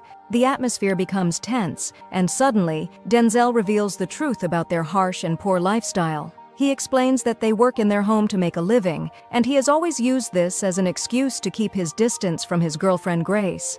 Even though he and Grace love each other, he has never been able to fully accept their relationship. He constantly feels guilty, especially since Grace is always buying him expensive gifts. He originally wanted to keep their relationship a secret, but after the pregnancy, he found himself stuck, unable to take responsibility, yet terrified of losing her. He admits he loves her deeply, but fears the consequences. Just then, Grace arrives, tears streaming down her face. Jay watches as she cries, understanding her pain. She realizes Grace has been hurt by the person she loves. Overcome with emotion, Grace runs away, only to crash into Kiefer. He chases after her, but Jay also following her. When she sees Kiefer at the place, she stares intently, her mind racing. However, she keeps going, not wanting to let her emotions get the best of her. Denzel's girlfriend stands on the edge of a rooftop, ready to jump, while everyone desperately tries to stop her, especially Jay, who pleads with her not to do it. Kiefer, noticing her hesitation, tells everyone to let her be, shocking Jay. In the end, Kiefer is right. Denzel's girlfriend hesitates and falls straight into Denzel's arms, where he comforts her, promising never to leave. The moment is so touching that even the onlookers feel their loneliness.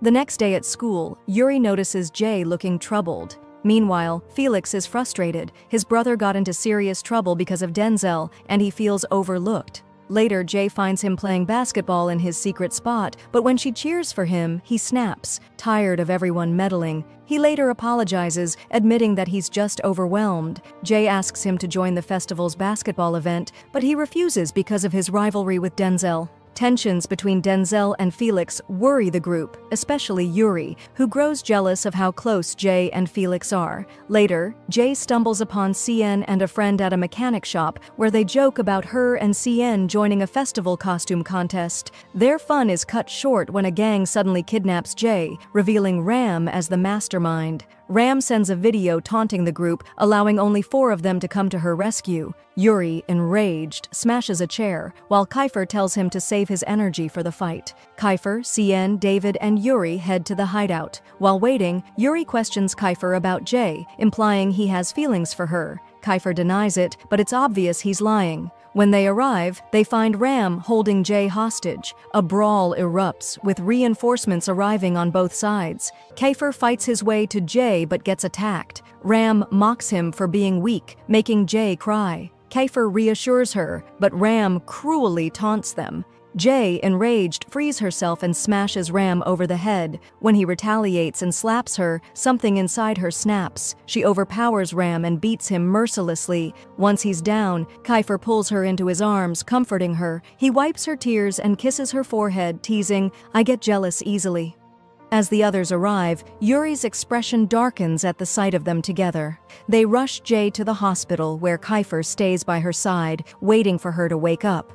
Denzel's powerful uncle arrives and pulls Kiefer aside for a private talk, while Eris sits next to Denzel, hoping she wakes up. The moment he touches her forehead, she stirs awake. Maybe those infamous eyebrows of his do have magic. But the first thing she asks for is Kiefer. He enters just as Kurz's brother pulls him outside for another conversation. Inside, the guys gather around Denzel, relieved. CN, ever dramatic, cries and clings to her, but she rolls her eyes, telling him to stop. Meanwhile, Kurz's brother scolds him for standing by while she was kidnapped, while Kiefer, the one who actually saved her, isn't even family. Before leaving, Denzel's uncle warns Kiefer to take care of her. Then, Kurz is stunned to see Denzel's mother, his aunt, arrive. She hugs him, but he rejects her, asking why she's back after all these years. She tells him she came to check on her daughter and announce her upcoming marriage. Kurz scoffs, "Another one? How many more men do you need to go through?" She then asks if he's told Denzel the truth about their family secret. His expression darkens, but he says he's waiting for the right time. Clearly, whatever this secret is, it's serious. The next day, Denzel arrives at school feeling down, but her chaotic group of friends refuses to let her sulk. They bring her a cute dessert to cheer her up, and she smiles, until she tries to eat and realizes her hands are too sore. Yuri, ever opportunistic, offers to massage them and holds on way too long. He even jokes, "You know, my hands hurt too," still not letting go. The guys start talking about the festival again, suggesting that Denzel and CN should pair up for the costume contest. She also finds out they used to have a band, so she suggests they reunite for the singing competition. Just then, Kiefer walks in, and he does not like what he sees. Yuri is still holding her hands. Kiefer, clearly annoyed, says, "Denzel, come with me. I need to talk to you." Yuri looks disappointed, knowing exactly what's going on. Kiefer takes Denzel to a hidden music room filled with photos, memories, and trophies. She's fascinated, but then she spots a picture of her uncle. Kiefer explains that he was once the legendary leader of their section. Then he asks if she wants to add her own photo now that she's one of them. He laughs, and unfortunately, her heart does a little flip. She just stares at him for a second, then awkwardly thanks him. Back in class, absolute chaos erupts. The guys have thrown her a welcome back party, complete with music and dancing. Yuri is singing, the guys are wrapped in belts, dancing like maniacs. Has the school turned into a nightclub? Even worse, they actually look good. Denzel bursts into laughter, especially when CN starts singing. The real disaster strikes when Kiefer joins in, throwing off his jacket and dancing while staring directly at her. And we all know what that means. Denzel, completely flustered, tells them, "You guys definitely have a future as backup dancers." The group then divides festival tasks, singing, cleaning, and dancing. Jay wonders how CN will compete in both the dance and costume contests, but the guys assure her it'll be fine. Then, they start pushing Yuri to enter the singing contest since he has the best voice. He says he'll think about it. Later, they ask Denzel who she'll go home with, Yuri or Kiefer. Unwilling to pick either, she wisely decides to go alone. The next day, Denzel stops at a shop for ice cream when a man suddenly calls her name. He seems to know her, but she doesn't recognize him. He reveals that he was once married to her mother. He grabs her hand and apologizes for treating her badly when she was younger. He admits that after leaving her mother and starting a new family, guilt consumed him. The real problem? Denzel doesn't even remember him. Shaken, she pulls away and runs. Because this town is tiny, Yuri just happens to be driving by in his ridiculously expensive car. He pulls over and hugs her, trying to calm her down. She confesses that there are things about her past she doesn't remember. Yuri tells her that forgetting painful memories can be a blessing. She pulls away to wipe her tears, and then notices the tissue she's holding. It's the same one Kiefer gave her when she was kidnapped. Despite everything she's been through, that moment remains fresh in her mind. Deep down, she knows why. It's because of him. As she's lost in thought, she glances up and sees Yuri's fiery red hair. "Girl, what are you doing? You're ignoring the blessing in front of you?" It looks like in the upcoming episodes, Denzel will drift closer to Kiefer and further from Yuri. Jay is full of excitement at the festival, cheering louder than anyone. She enjoys her time until David and Calix show up to tease her, trying to take her food. She scolds them, reminding them they're rich enough to buy their own. Soon, they both leave, making Jay realize she's alone, feeling like a typical single person. To lift her mood, she buys ice cream and eyes a game she wants to play.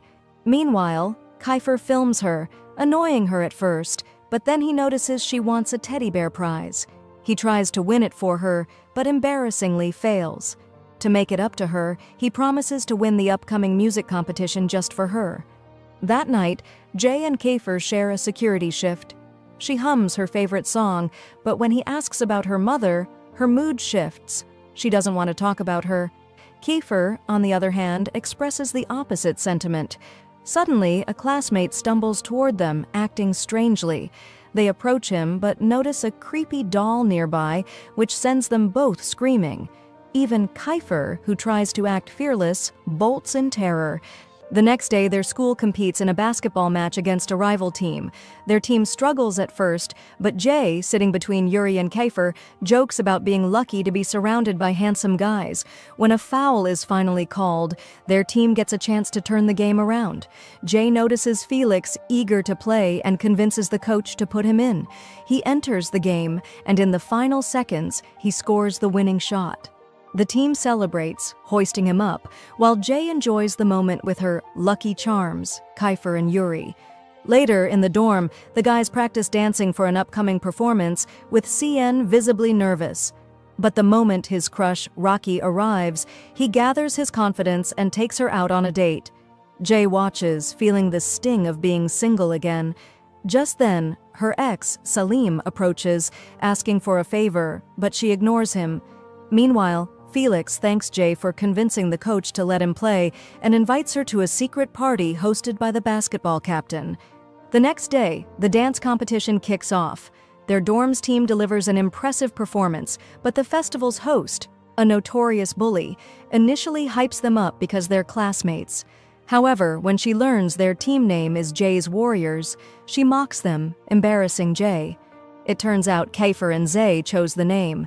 Jay is speechless, but with their team already on stage, she has no choice but to accept it. To everyone's surprise, the performance is a hit. The audience cheers, but the bully refuses to acknowledge their success. Still, their flawless execution leaves no doubt that they were among the best performers.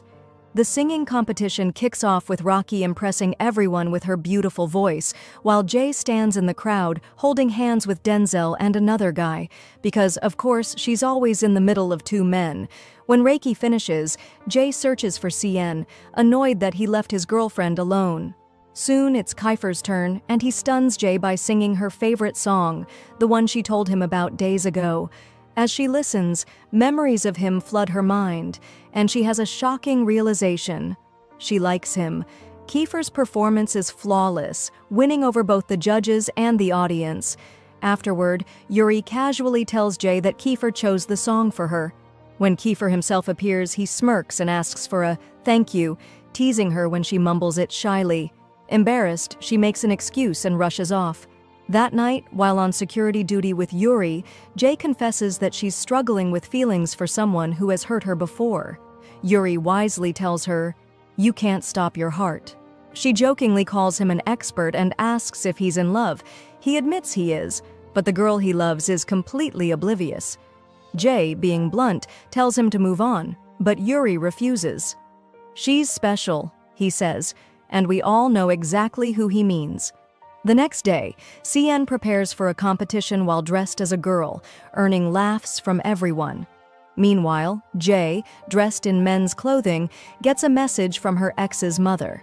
Kiefer, ever the nosy one, grabs her phone but respects her privacy enough to answer the call himself. Later, disaster strikes before Yuri's solo competition. Someone lost his music. The festival's bully enjoys his misfortune, but Yuri's crew saves the day by handing him a guitar. He delivers a breathtaking performance, singing a romantic song that has couples hugging everywhere. Kiefer leans over to whisper to Jay, "He's singing for the girl he loves." Shocked and overwhelmed, Jay walks away, leaving Yuri disappointed. Outside, Jay finds Denzel's ex crying.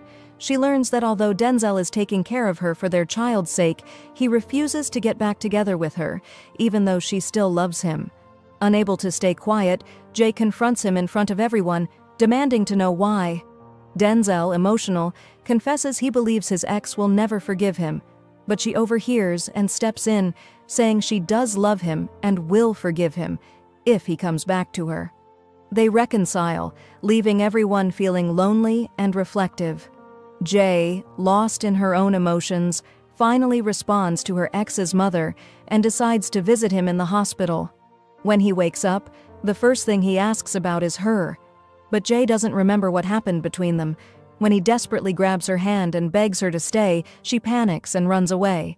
His sister follows, accusing Jay of being the reason for his suffering, leaving her even more confused. Back at school, CNA is furious at Jay for missing their competition, and Cookie scolds her for ignoring his calls. Overwhelmed, Jay snaps, saying she can't always be there for everyone. She locks herself in her room, feeling emotionally drained, but Yuri, ever the kind-hearted one, refuses to leave her alone. He sits beside her and teaches her how to play the guitar. As they sit close together, tension builds. Jay zones out, staring at him, and he leans in. The moment is intense, and it's clear where things are headed. But just then, Kiefer appears, watching them, with a trophy in his hand. Their team won Best Band, and he was about to give the award to Jay, just like he promised. But now?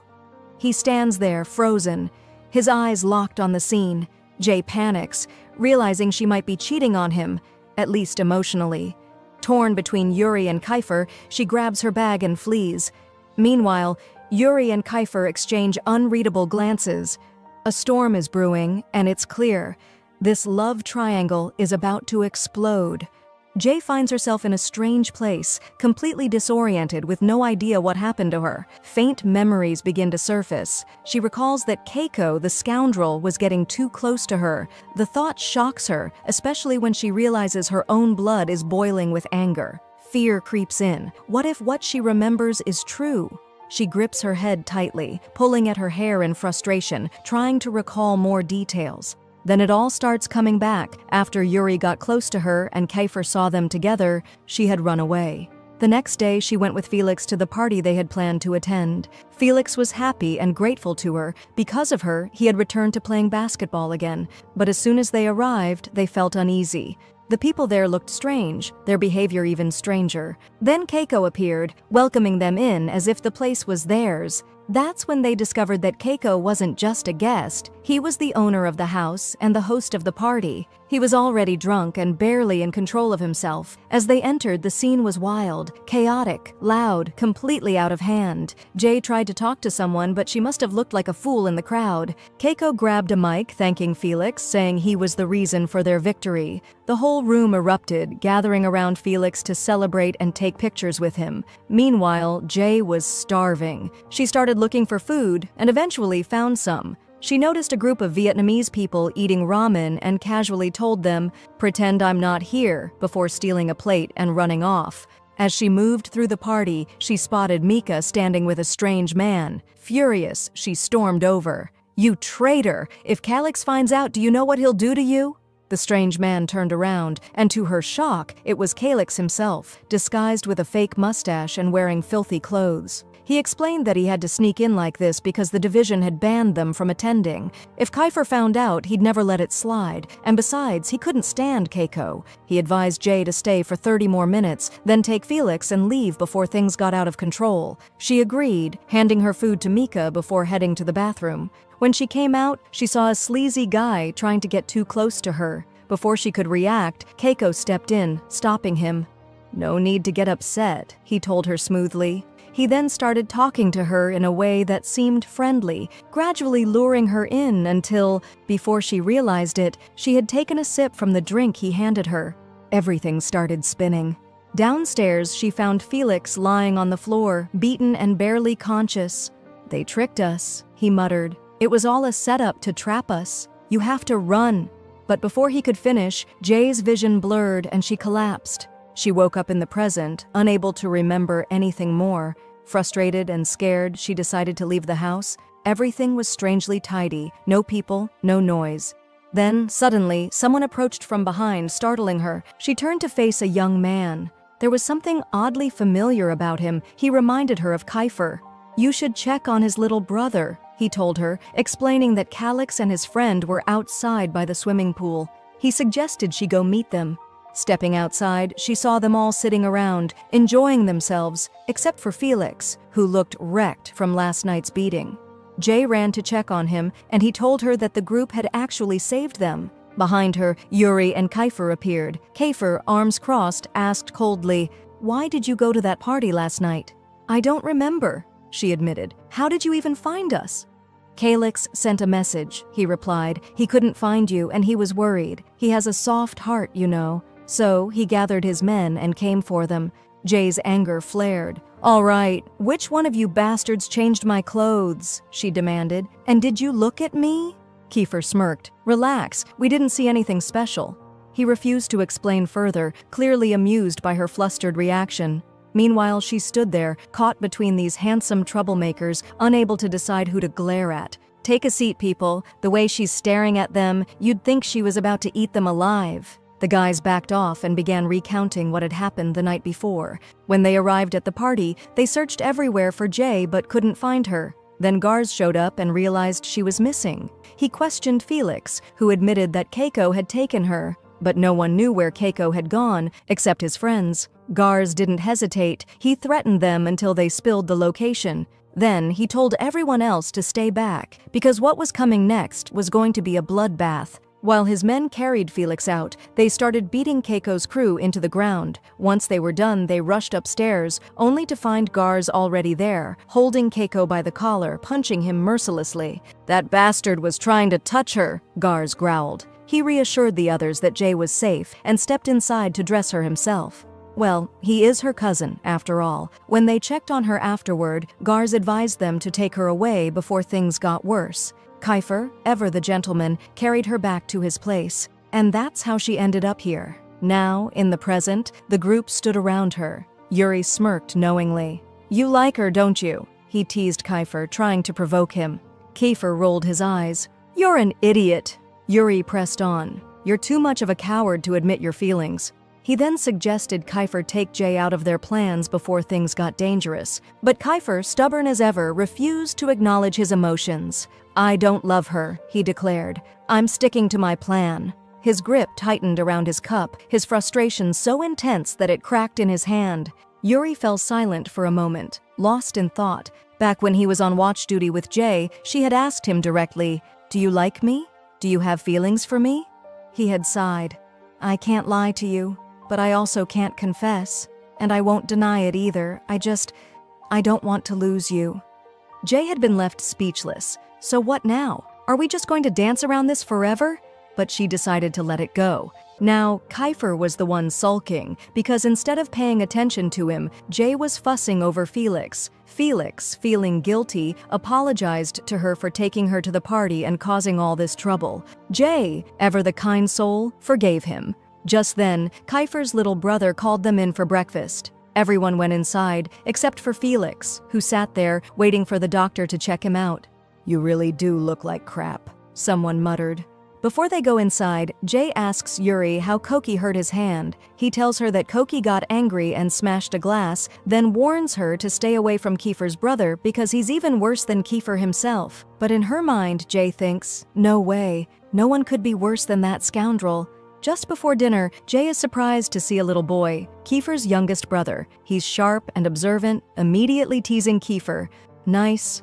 You brought your girlfriend."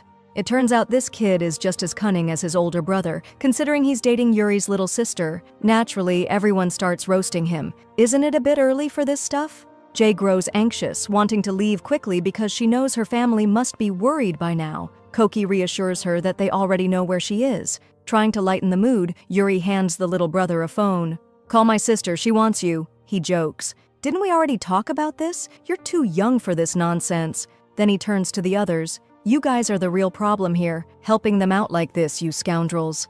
The next day at school, it's the last class of the term before vacation, and the school is giving them a send-off. Of course, the students, especially Jay, are celebrating. She asks Say if he actually managed to ace the exam, and he replies indifferently, "What do I care if I did or not?" Jay calls him a failure and insists there's no way he could have gotten a perfect score, so they make a deal. If he did ace it, she has to take him out for dinner, on her dime. Say refuses, so Jay raises the stakes. "Fine, I'll dye my hair." He reminds her that dyed hair is against school rules. "Oh, really? Then how come Yuri gets away with it?" she fires back. But Say reveals, that's his real hair. Jay is stunned. Then he makes another bet. "If I did ace the exam, you have to choose your favorite among us and kiss him in front of everyone." She agrees. That night, she attends a costume party for kids, and Say, ever the child at heart, is having the time of his life playing with them. At some point, Jay spots a boy who looks just like Kiefer's little brother. Confused, she brushes it off until she turns around and sees the real one behind her. "What are you doing here?" he asks. Jay jokes around with him, but he coldly reminds her, "We're not that close." Then he snatches the candy from her hands, right as Koki enters. "Fill your pockets while you're at it. Didn't I teach you any better?" Koki taunts. The little brother shoots back, "You didn't raise me at all." Oh boy, family drama. Let's save this for home, Jay thinks. Eventually, Koki leaves and Say returns, having stolen candy from a little girl. This, of course, leads to trouble when her father confronts them. But the situation takes a weird turn when the man starts hitting on Jay, asking her out. Koki steps in, snapping, "Show some respect. Can't you see I'm standing right here?" The man scoffs. "Why? Are you her dad or something?" Koki smirks. "Worse, I'm her husband." The guy is so stunned that he bolts, completely forgetting whatever he was mad about. Meanwhile, Jay clutches her chest. "Did I just hear that right?" Koki then informs her that Kiko got expelled from school for the trouble he caused. "I warned you to stay away from him," he adds. "And from now on, I'm your husband. You have to listen to me." Jay is dumbfounded. Husband from which dimension exactly? Koki offers to take her somewhere quieter, away from all the noise. Later, when they return, he asks her to wait while he gets her a drink. Suddenly, a sleazy guy tries to hit on her, but before he can get close, a striking man with piercing blue eyes steps in and pushes him away. When the man introduces himself, Jay is startled. They have the same last name. He smiles. "I know you must have a lot of questions, but save them for later." He takes her number before leaving. Koki returns, handing her the drink, and they sit together to watch the performances. One of the girls eyeing Koki makes Jay jealous, but she keeps her cool. "No way am I letting it show." Meanwhile, Sei is off shamelessly flirting with other girls. Jay scoffs. If Reiki were here, she would have dragged him away by the collar. Irritated, she nudges Koki. "If you want to dance, go ahead. You seem to like the attention." Before he can respond, one of the girls pulls him onto the dance floor.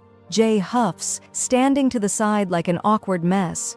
She dances a little, but it's completely uncoordinated, more like a random flailing mess. Yet to Koki, it's the most entertaining thing in the world. He walks over, grinning. "You should dance with me instead." Just as they start getting into it, the music changes to a slow dance for couples. Koki leans in. "May I have this dance?" Jay hesitates, then nods.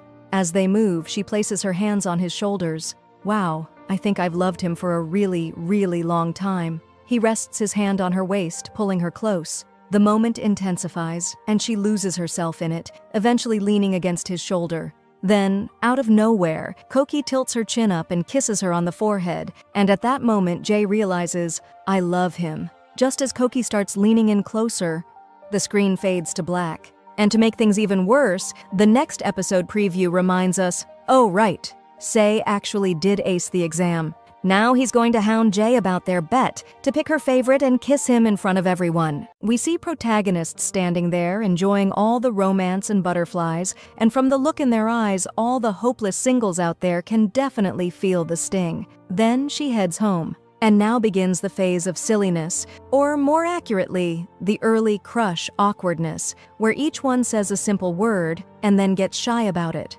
They even find excuses to stay standing together as long as possible. So when he tells her good night, she replies, "You too." And our guy starts swooning, then leans in even closer, and boom, he kisses her on the forehead. Now hold on. What do you think this is? This is a respectable summary from a respectable lady. After what happened, she starts feeling confused about her emotions. When Kafir leaves, Kars comes out and yells at her for coming home late. She tells him, "You're not my dad, don't talk to me like that." He lets it go and just tells her to come inside behind him. But she gets more upset because to this day, she still doesn't know who her father is. When she goes into her room, she finds a new message from Kafir checking up on her. She starts jumping on the bed from happiness and sends him a message back, thanking him and wishing him sweet dreams. A couple of seconds later, her hormones start kicking in and she tells herself, "Get it together, girl. Are you seriously getting soft? This isn't our vibe." Then she gets another message,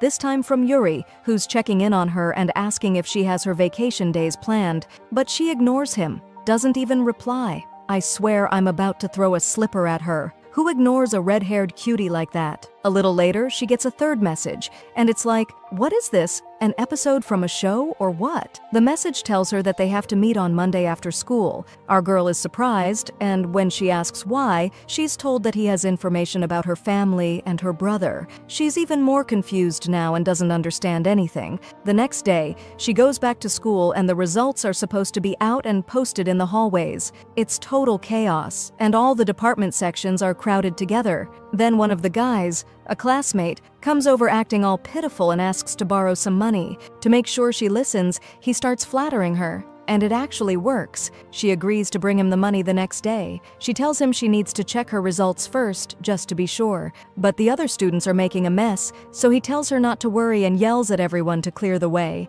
Looks like the guys in that department are all confident and smooth. Anyway, our girl Jay is celebrating because she passed and got an 84.5. But then she remembers Sai Inu and their deal. She freaks out because he's the only one in the whole department who got a full 100. He comes up behind her, grabs her, and says, "Gotcha." She's confused, like, "How'd you do that, you slacker?" He tells her he's actually a genius, and when he's not feeling motivated, he struggles to study, but when he sets his mind to something, he reaches it. He reminds her not to forget their deal, then walks away. Enter Yuri, asking her why she didn't reply to his message. He's really upset. Since she doesn't have an answer, she does a see Inu move and runs away. When she gets to the classroom, she bumps into Kafur. She grabs her bag and tries to leave, still awkward about what happened the night before. But he stops her. Before he can say anything, she shushes him so no one finds out. When she spots Sai Inu, she uses him as an excuse and goes to talk to him.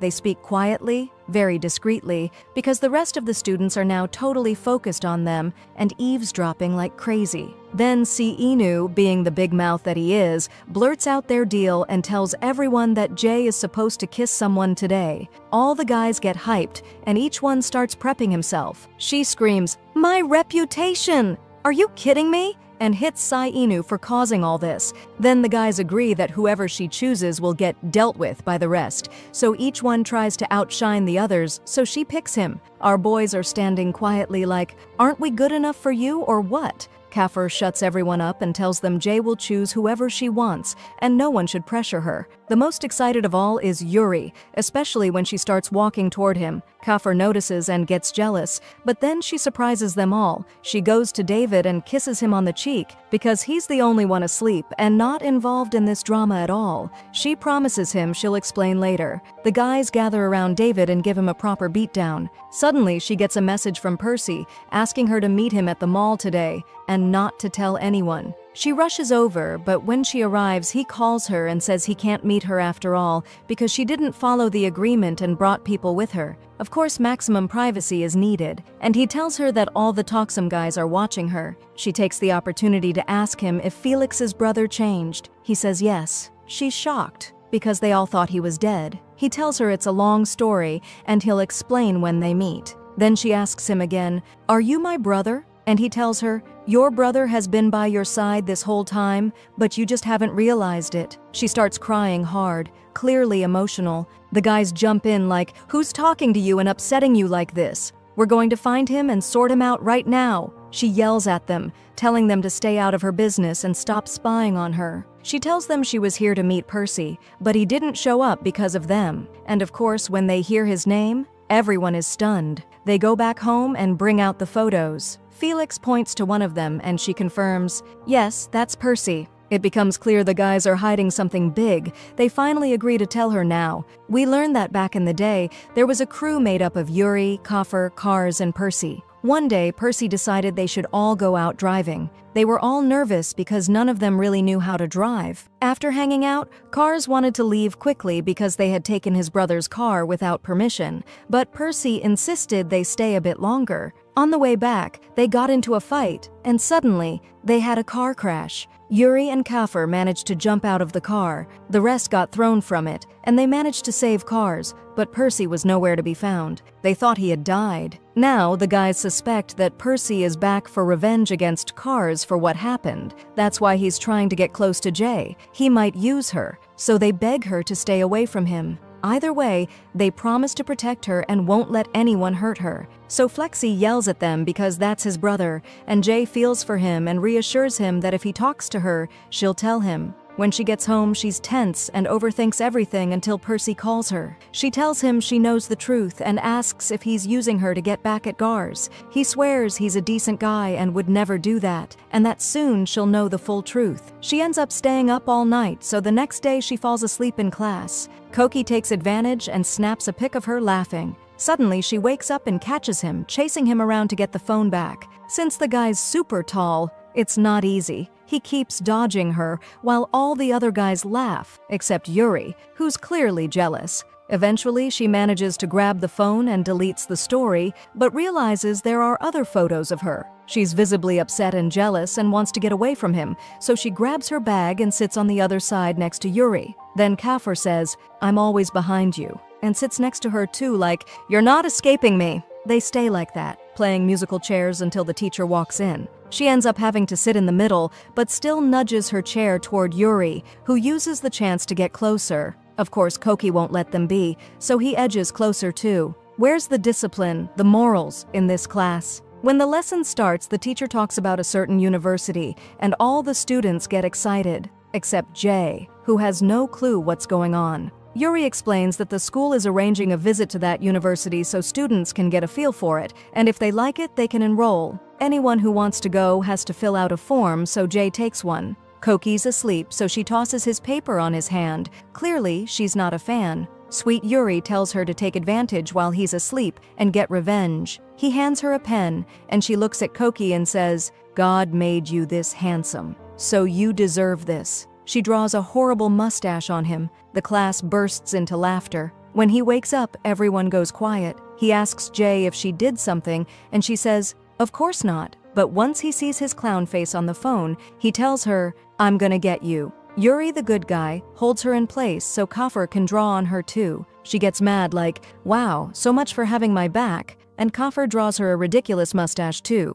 Then he goes around to the rest of the laughing students. Meanwhile, Jay meets the guy she lent money to and hands it over. When she asks why he needs it, he says it's an emergency and swears he'll pay her back. He's not a thief. She replies, Yeah, you all say that. We'll see." When she gets home, she's shocked to see some classmates there. The bully, Mika, and Ella. And of course, the bully starts picking on her until Gar steps in and yells at her like, "You're seriously gonna insult our girl?" Ella, the sweet little cutie, invites Jay to eat with them, but Jay, feeling jealous, refuses and says she's full. As soon as she turns around, though, she rushes to the table, because of course there's a plate of sweets waiting for her. While eating, she keeps staring at Ella, thinking how beautiful she is without fillers or Botox. She's stunning even when she cries. No wonder all the guys are going crazy over her. Jay feels she could never compete with that, and she's sure Kafir doesn't love her anymore. There's no way he moved on that fast. She's hurt and starts crying just as the maid walks in and asks if the food's that bad. Jay tries to cover it up by saying, "No, I'm crying because it's so delicious." The next day at school, she runs into Cyan, who asks if she's submitted the university form yet. She says not yet. Suddenly, she gets a call from an unknown number and assumes it's Percy. She's sure Cyan is a gossip, and if he finds out, he'll expose everything, so she walks away to answer. Turns out it's the guy she lent money to. Again, he says he needs more money because he's in big trouble. When she asks for his address, he says, "Kingsland." Yuri happens to walk by, and when he hears that name, he freezes. The bigger shock comes when he learns Jay wants to go there alone. He stops her and insists on going instead, but she refuses and says, "Nope, I'm going with you." When they get there, the guard at the entrance recognizes Yuri. Clearly, this place holds some secrets. They hand over their phones and go inside, where they meet a guy in a weird outfit nicknamed the Tiger. Turns out he owns the place and is surprised to see Yuri after so long. He says, "Good thing you brought your girl so she can see what's up," and starts chatting with Jay. She's scared, holding tight onto Yuri's arm, refusing to let go. We learn that the place is for gambling, and those who lose and owe money have to fight in fast-paced battles. Yuri asks about his friend's debt so he can pay and leave, but the Tiger refuses and says, "You know the rules. If you want to take him, you have to fight in his place." Jay begs him not to, but Yuri insists. He asks their friend to take her away and keep her safe because what's about to happen is serious. Jay follows him, and the Tiger leads them to a VIP area with food. The cold friend starts stuffing his face while Jay's upset, thinking about Yuri. She says, "I can't eat a bite until I know he's okay." The Tiger, being a smug jerk, tries to flirt with her, and she's not having it until he mentions he's an old friend of her cousin's and also knows Kafir. That piques her interest, and she starts eating like, "Okay then, spill the tea, don't leave me hanging." He tells her that Kafir and the gang used to hang out there all the time until he and Yuri got into a fight about a girl, and nobody came back after that. Since Jay loves gossip, she grabs the snacks to listen and enjoy. But her friend embarrasses her by saying, "Guess you're not really hungry, you're just scared for Yuri." She remembers Yuri is probably in the ring right now, so she runs off to see him. Meanwhile, Koki is sitting with his friends with tons of food, and he's saved some for her. When he calls her, her phone is off, and he gets worried. His friends notice and say, "Why do you care so much? Why are you so tense?" So he yells at them to cover things up and demands they find out where she is, since they've hacked her phone. He's shocked when he learns she's with the Tiger. Meanwhile, Yuri is already up in the ring, and we find out his first time there was back when he fought Kafir over a girl. Yuri had held back and taken the fall from the very first hit just to let Kafir win, but this time he's not backing down. Now he's fired up for her, and with one move, he wins the match. Well, he's a badass husband after all. After that, he heads straight to Jay, who's a total mess, falling apart and deeply upset over him. She grabs the guy who caused all this drama and starts beating him up. When Yuri notices, he pulls the cold guy away by his shirt like,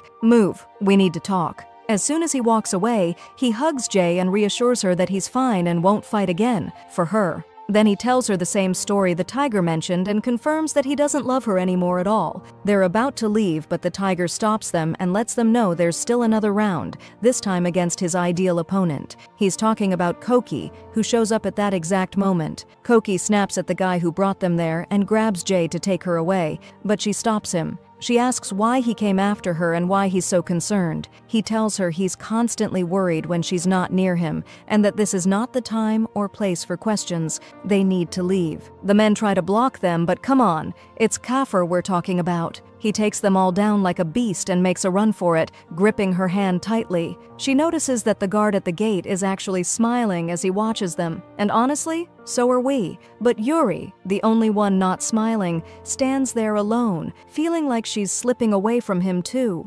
The next day, everyone gets together because they're going on a university visit. She's upset because she forged her dad's signature on the form. He didn't want her to go. Then she notices that Seekin is clueless and struggling with his tie, so she helps him. The other boys take the opportunity to beg her for help too, and our kind-hearted girl agrees. Yuri sees how she's doing it and tries to tie his own, but messes it up. Suddenly, she notices a kiss mark on one of her classmates' necks, and just before exposing him, he covers it and begs her not to say anything. Then she gets to Yuri, encourages him because he at least tried, but still ties it for him properly. Our girl is living her happiest moment, while Koki is jealous and deliberately ruins his tie, even though he got it right. Then the bus arrives and everyone rushes to get on, except for Koki. He asks her to tie his tie too, and she snaps, "What are you, a baby?" She tells him she saw him tying it fine earlier. He keeps provoking her until she's about to curse him out,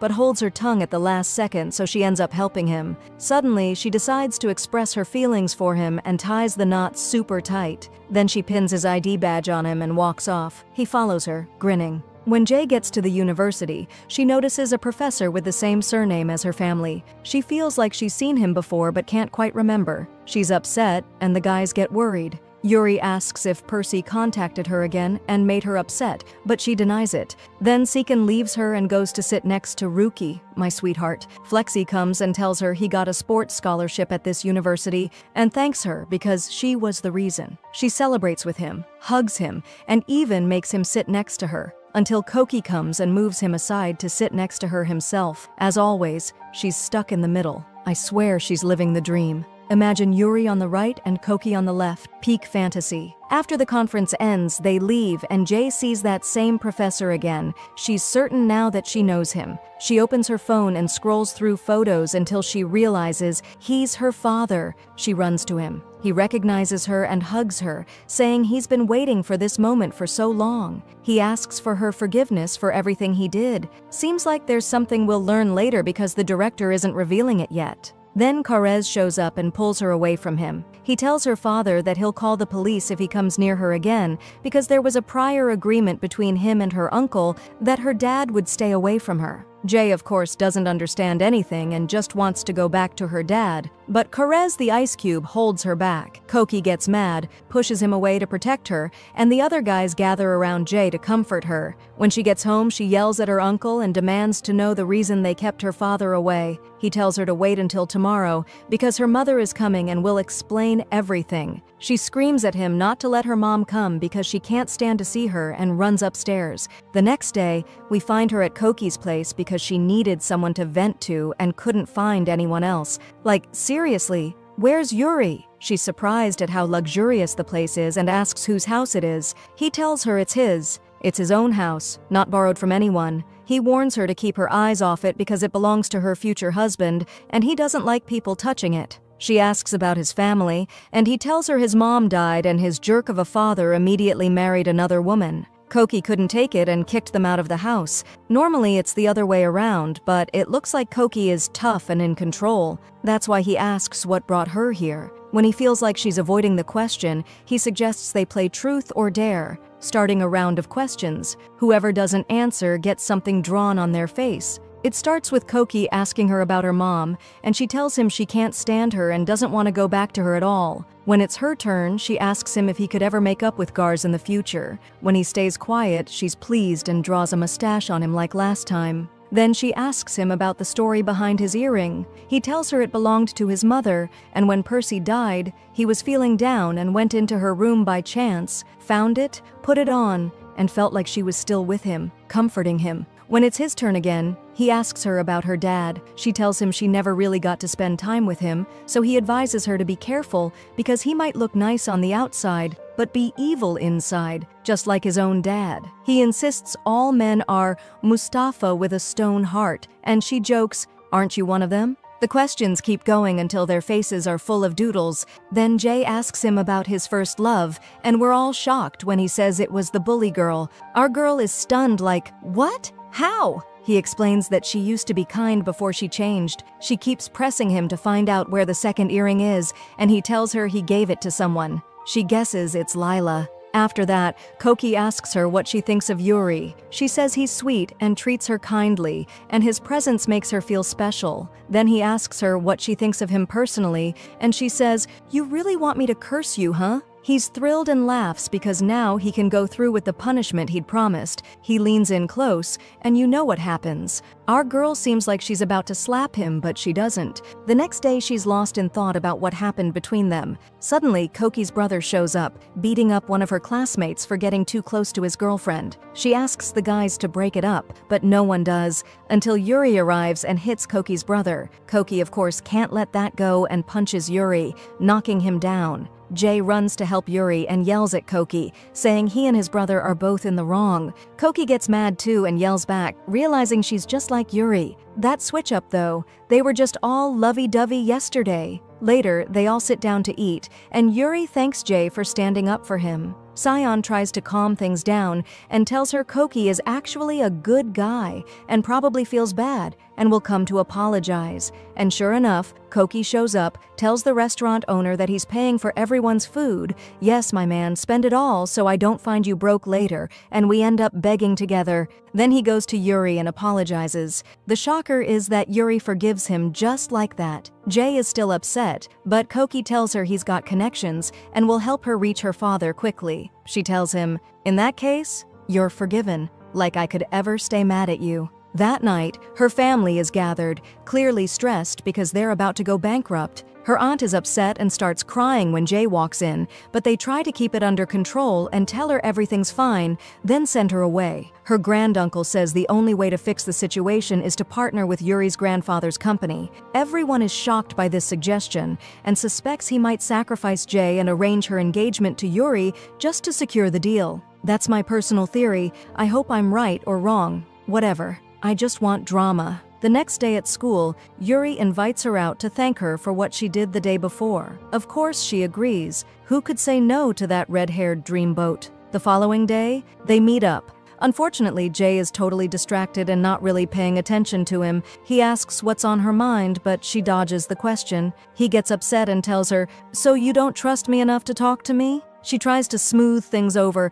and tells him she doesn't want to burden him with silly stuff. She grabs his face, noticing how red it is from being upset, and says, "Your hair wasn't enough? You look like a tomato now." She teases him and almost starts singing, "I'm the red tomato," while he's just frozen, heart racing. But then Koki shows up at that very moment and pulls her away, saying it's about her father. Yuri also grabs her hand, and all of us watching are like, "Can we please get just a quarter of Jay's luck? No complaints ever again." Koki tells her it's about her dad, and she agrees to go with him. Yuri tells her he'll wait for her right there. When they arrive at the university, she asks one of the professors about her father, but the woman refuses to give any info due to confidentiality and tells her he's already traveled and there's no way to catch him now. Jay starts crying, feeling like fate is against her. Koki hugs her, kisses her forehead, and tells her he'll always be by her side. She calms down and returns to Yuri, and we see that everyone in the cafe has left, except Yuri, who's still waiting for her. What a man. He gives her the flower and takes out the ring, which, by the way, is red too, and tells her he can't hide his feelings anymore. Everything's out in the open now, and the choice is hers. He leaves. Jay sits down, thinking it over, totally unsure what to do. We see Jai receiving the ring from Yuri and returning home, staying torn, should she accept or refuse, until her aunt walks in. Of course, she respects privacy, but when she spots the ring, she asks her who brought it. Jai tells her, and her aunt says the guy must really love her and wants to marry her. She even checks the ring size and it fits her finger perfectly. Her aunt advises her to think carefully and not rush. A little later, she brings her the phone so she can call her mother. Her mother tells her she's getting married again and wants her to attend the wedding. Jai naturally gets upset and yells at her because her mom never checked in on her and didn't even tell her that her dad had been around and wanted to see her. Jai hangs up and refuses to continue the call, clearly upset. The next day, she asks the maid if her room has been cleaned, saying something is missing. And just her luck, Erds is standing there holding the ring box. He asks her if she's looking for that. He wants to know who gave it to her, and when she says Yuri, he gets angry. He tells her that her dad is back from his trip and that he has his address and phone number. He makes a deal with her. She has to reject Yuri, stay away from her friends in Section A,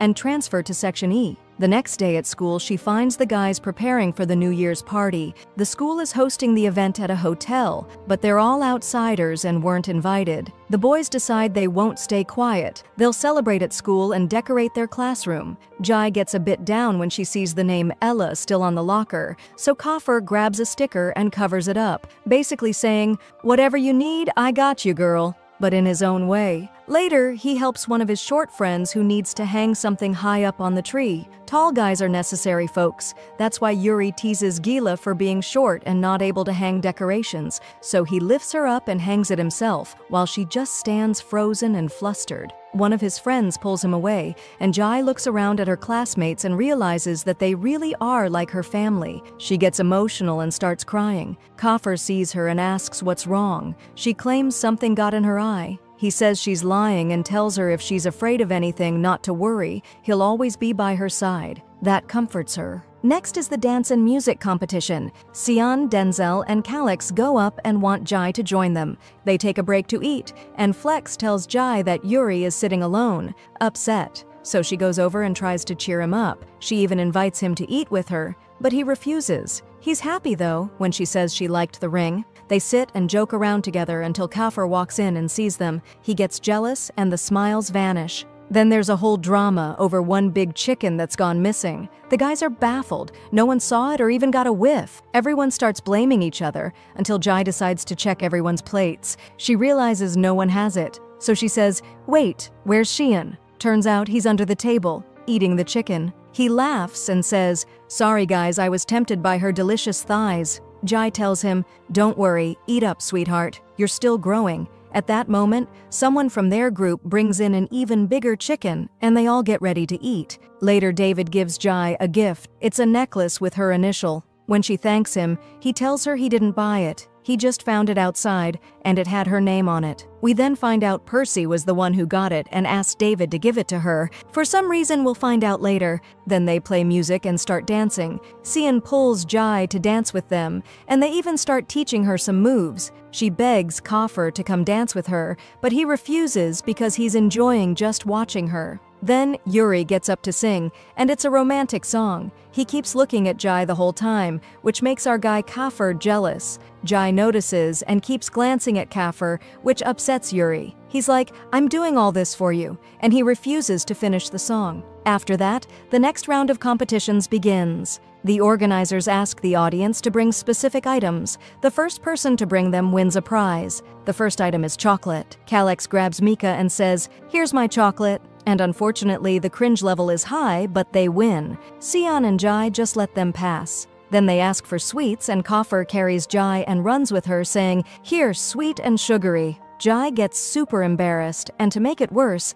the prize he gives her is a packet of instant noodles. She yells at him, but sweet Yuri calms her down and sits her next to him. Then they ask everyone to bring what they love most. Yuri picks up Jai and runs with her again. Kalex, too, carries Mika. The event hosts are clearly weirded out, like, is Jai the only one everyone's lifting or what? Suddenly, in a moment of silence, Yuri confesses his love for her in front of everyone. Jai gets shy and runs to sit next to Cian. Next comes the gift exchange segment. Honestly, the gifts are just sad. Like a set of hangers, a ladle, a mini grater. The best gift goes to Mika because Flex gave her lipstick, applied it for her, and asked her to kiss his cheek. She leaves a mark on him. The second best gift goes to Kafir, a pair of shorts that Jai bought for him. Everyone laughs because they match what he's already wearing. Unfortunately, Jai's gift is awful. She thinks Kafir got it for her, but it turns out that Jerk Xian was behind it. She runs after him and beats him up. When she comes back, she sees the group all gathered together,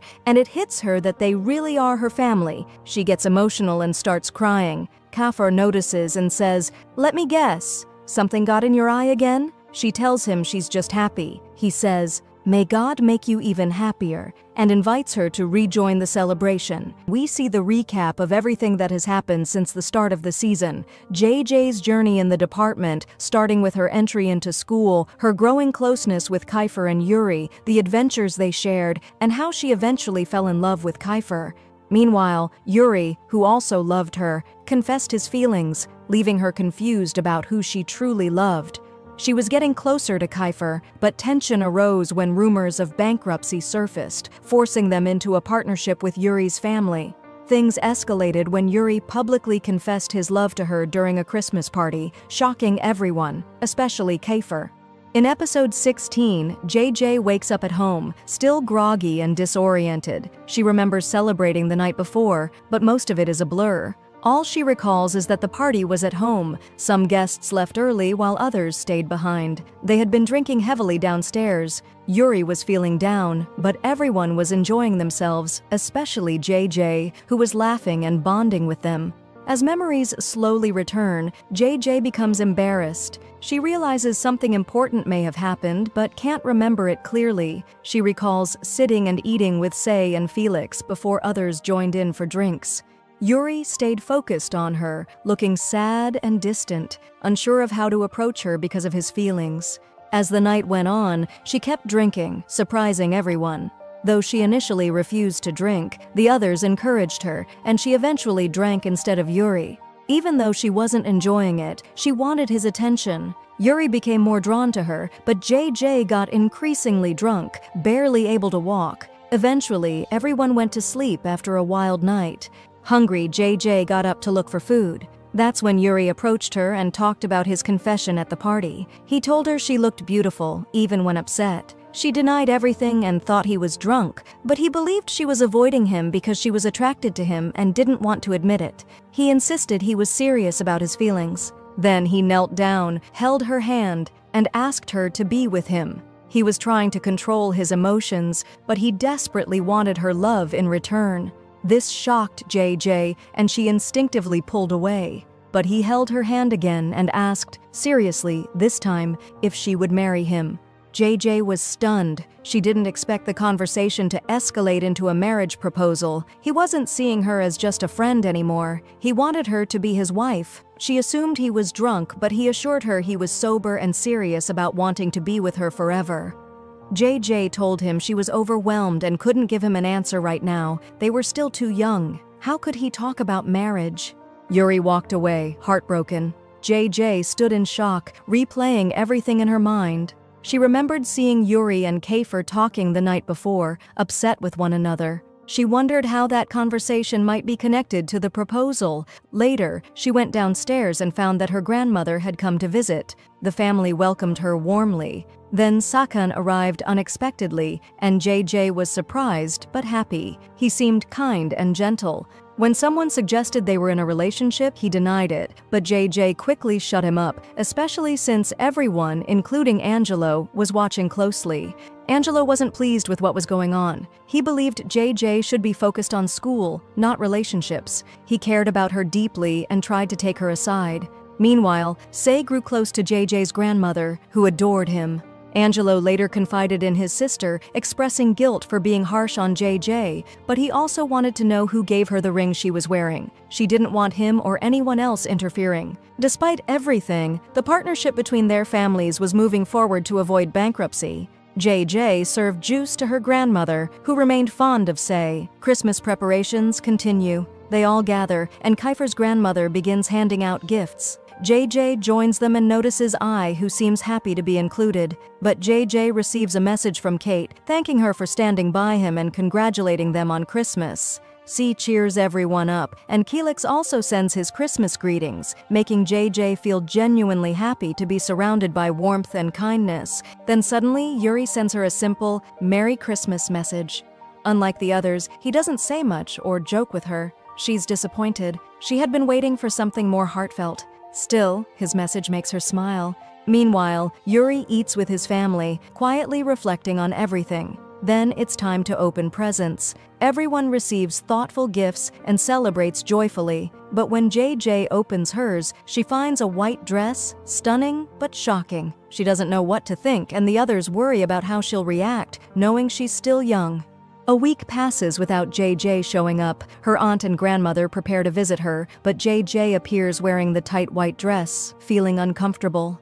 Angelo senses something's wrong and acts more nervous than usual. JJ doesn't understand why. As New Year's Eve begins, especially the celebration in Fendi, Yuri predicts she'll be there. The party begins, and everyone meets Yuri's family. JJ is introduced to them all and tries to enjoy herself. She sits down and finds Kiefer nearby. Recognizing him instantly, she lights up, until he speaks coldly, clearly affected by recent events. She goes to get a drink just as the party welcomes a singer to perform. The song is one that touches JJ's heart, reminding her of a moment Kiefer sang it to her. She realizes he understands her like no one else. She tells Yuri, then leaves, overwhelmed. Yuri follows her and proposes again, this time in front of everyone. JJ is shocked. He had just returned from Japan, and now he's asking her to dance. Their dance is graceful, yet the atmosphere is tense. Everyone is watching.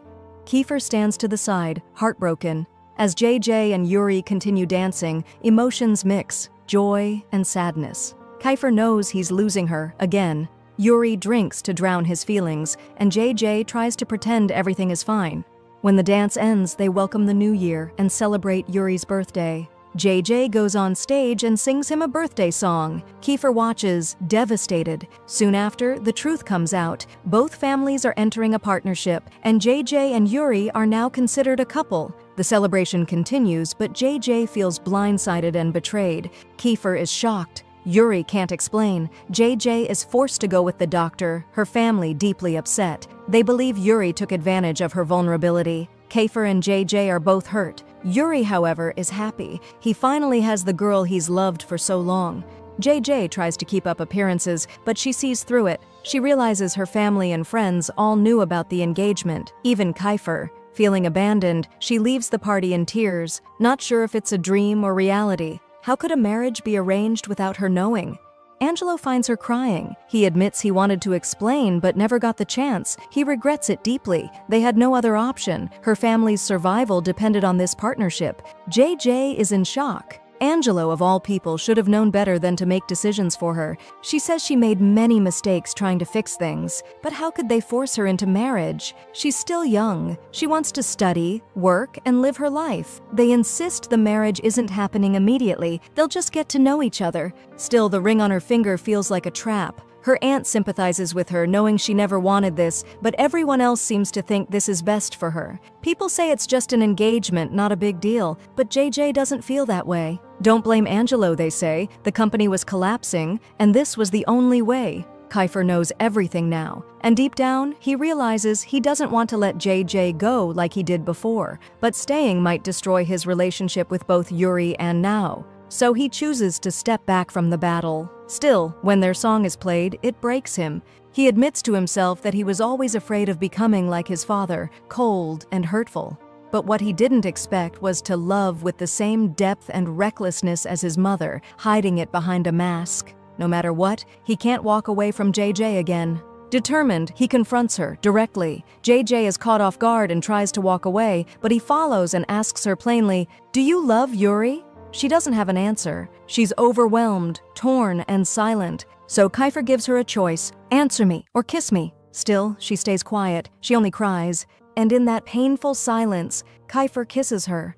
It might be goodbye, or something more.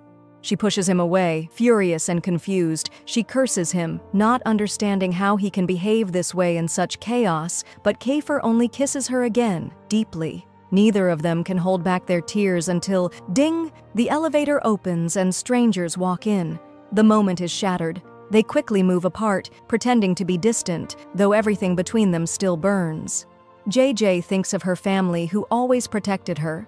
Kiefer is haunted by his secret. They're lost in their own minds, in everything that led them here. JJ walks away, leaving Kiefer behind, crying in silence. Just then, Yuri arrives and gently invites her to come with him. Everyone's waiting. She agrees, dazed, and follows him. He takes her to the rooftop, where she's surprised by how beautiful the setting is. He encourages her to smile, to laugh, to enjoy this moment. They walk together, and she's introduced to the Hanichi family because she agreed to Yuri's proposal. They toast with drinks, smiling, but inside, JJ is uneasy. She excuses herself to go to the bathroom, but Kiefer intercepts her. He pulls her aside again. JJ is confused. Why is he doing this now? Kiefer, too, is lost. He insists he's no longer trying to control her, but confesses he's terrified that she'll marry someone else when she still has feelings for him. He sees it in her eyes. She's scared of marriage because her heart belongs to someone else. Kiefer lays it all out. I love you, and I'm not hiding it anymore. JJ is stunned. The fireworks show begins, but Kiefer has one more confession, something he's held in for too long. She looks into his eyes, then suddenly pulls him into a kiss, right in the middle of the bursting sky. Kiefer is overwhelmed. He kisses her back, harder, deeper. Their love burns brighter than it ever has. They're completely wrapped in each other. But then their families arrive. Amori notices her son looking heartbroken, alone, waiting for someone who might never return. Meanwhile, JJ stays in Kiefer's arms, and they cry together, this time from happiness. Even without Yuri, even without explanations, JJ knows where her heart truly belongs. And Kiefer, he doesn't stop her. He doesn't hold back. They stay together through the night as the celebrations unfold, while Yuri, in silence, watches his dreams fall apart. This is how Season 1 ends. Will JJ stay with Kiefer? Or will she choose Yuri and the expectations of her family? So don't forget to subscribe and hit that bell icon. You won't want to miss what happens next.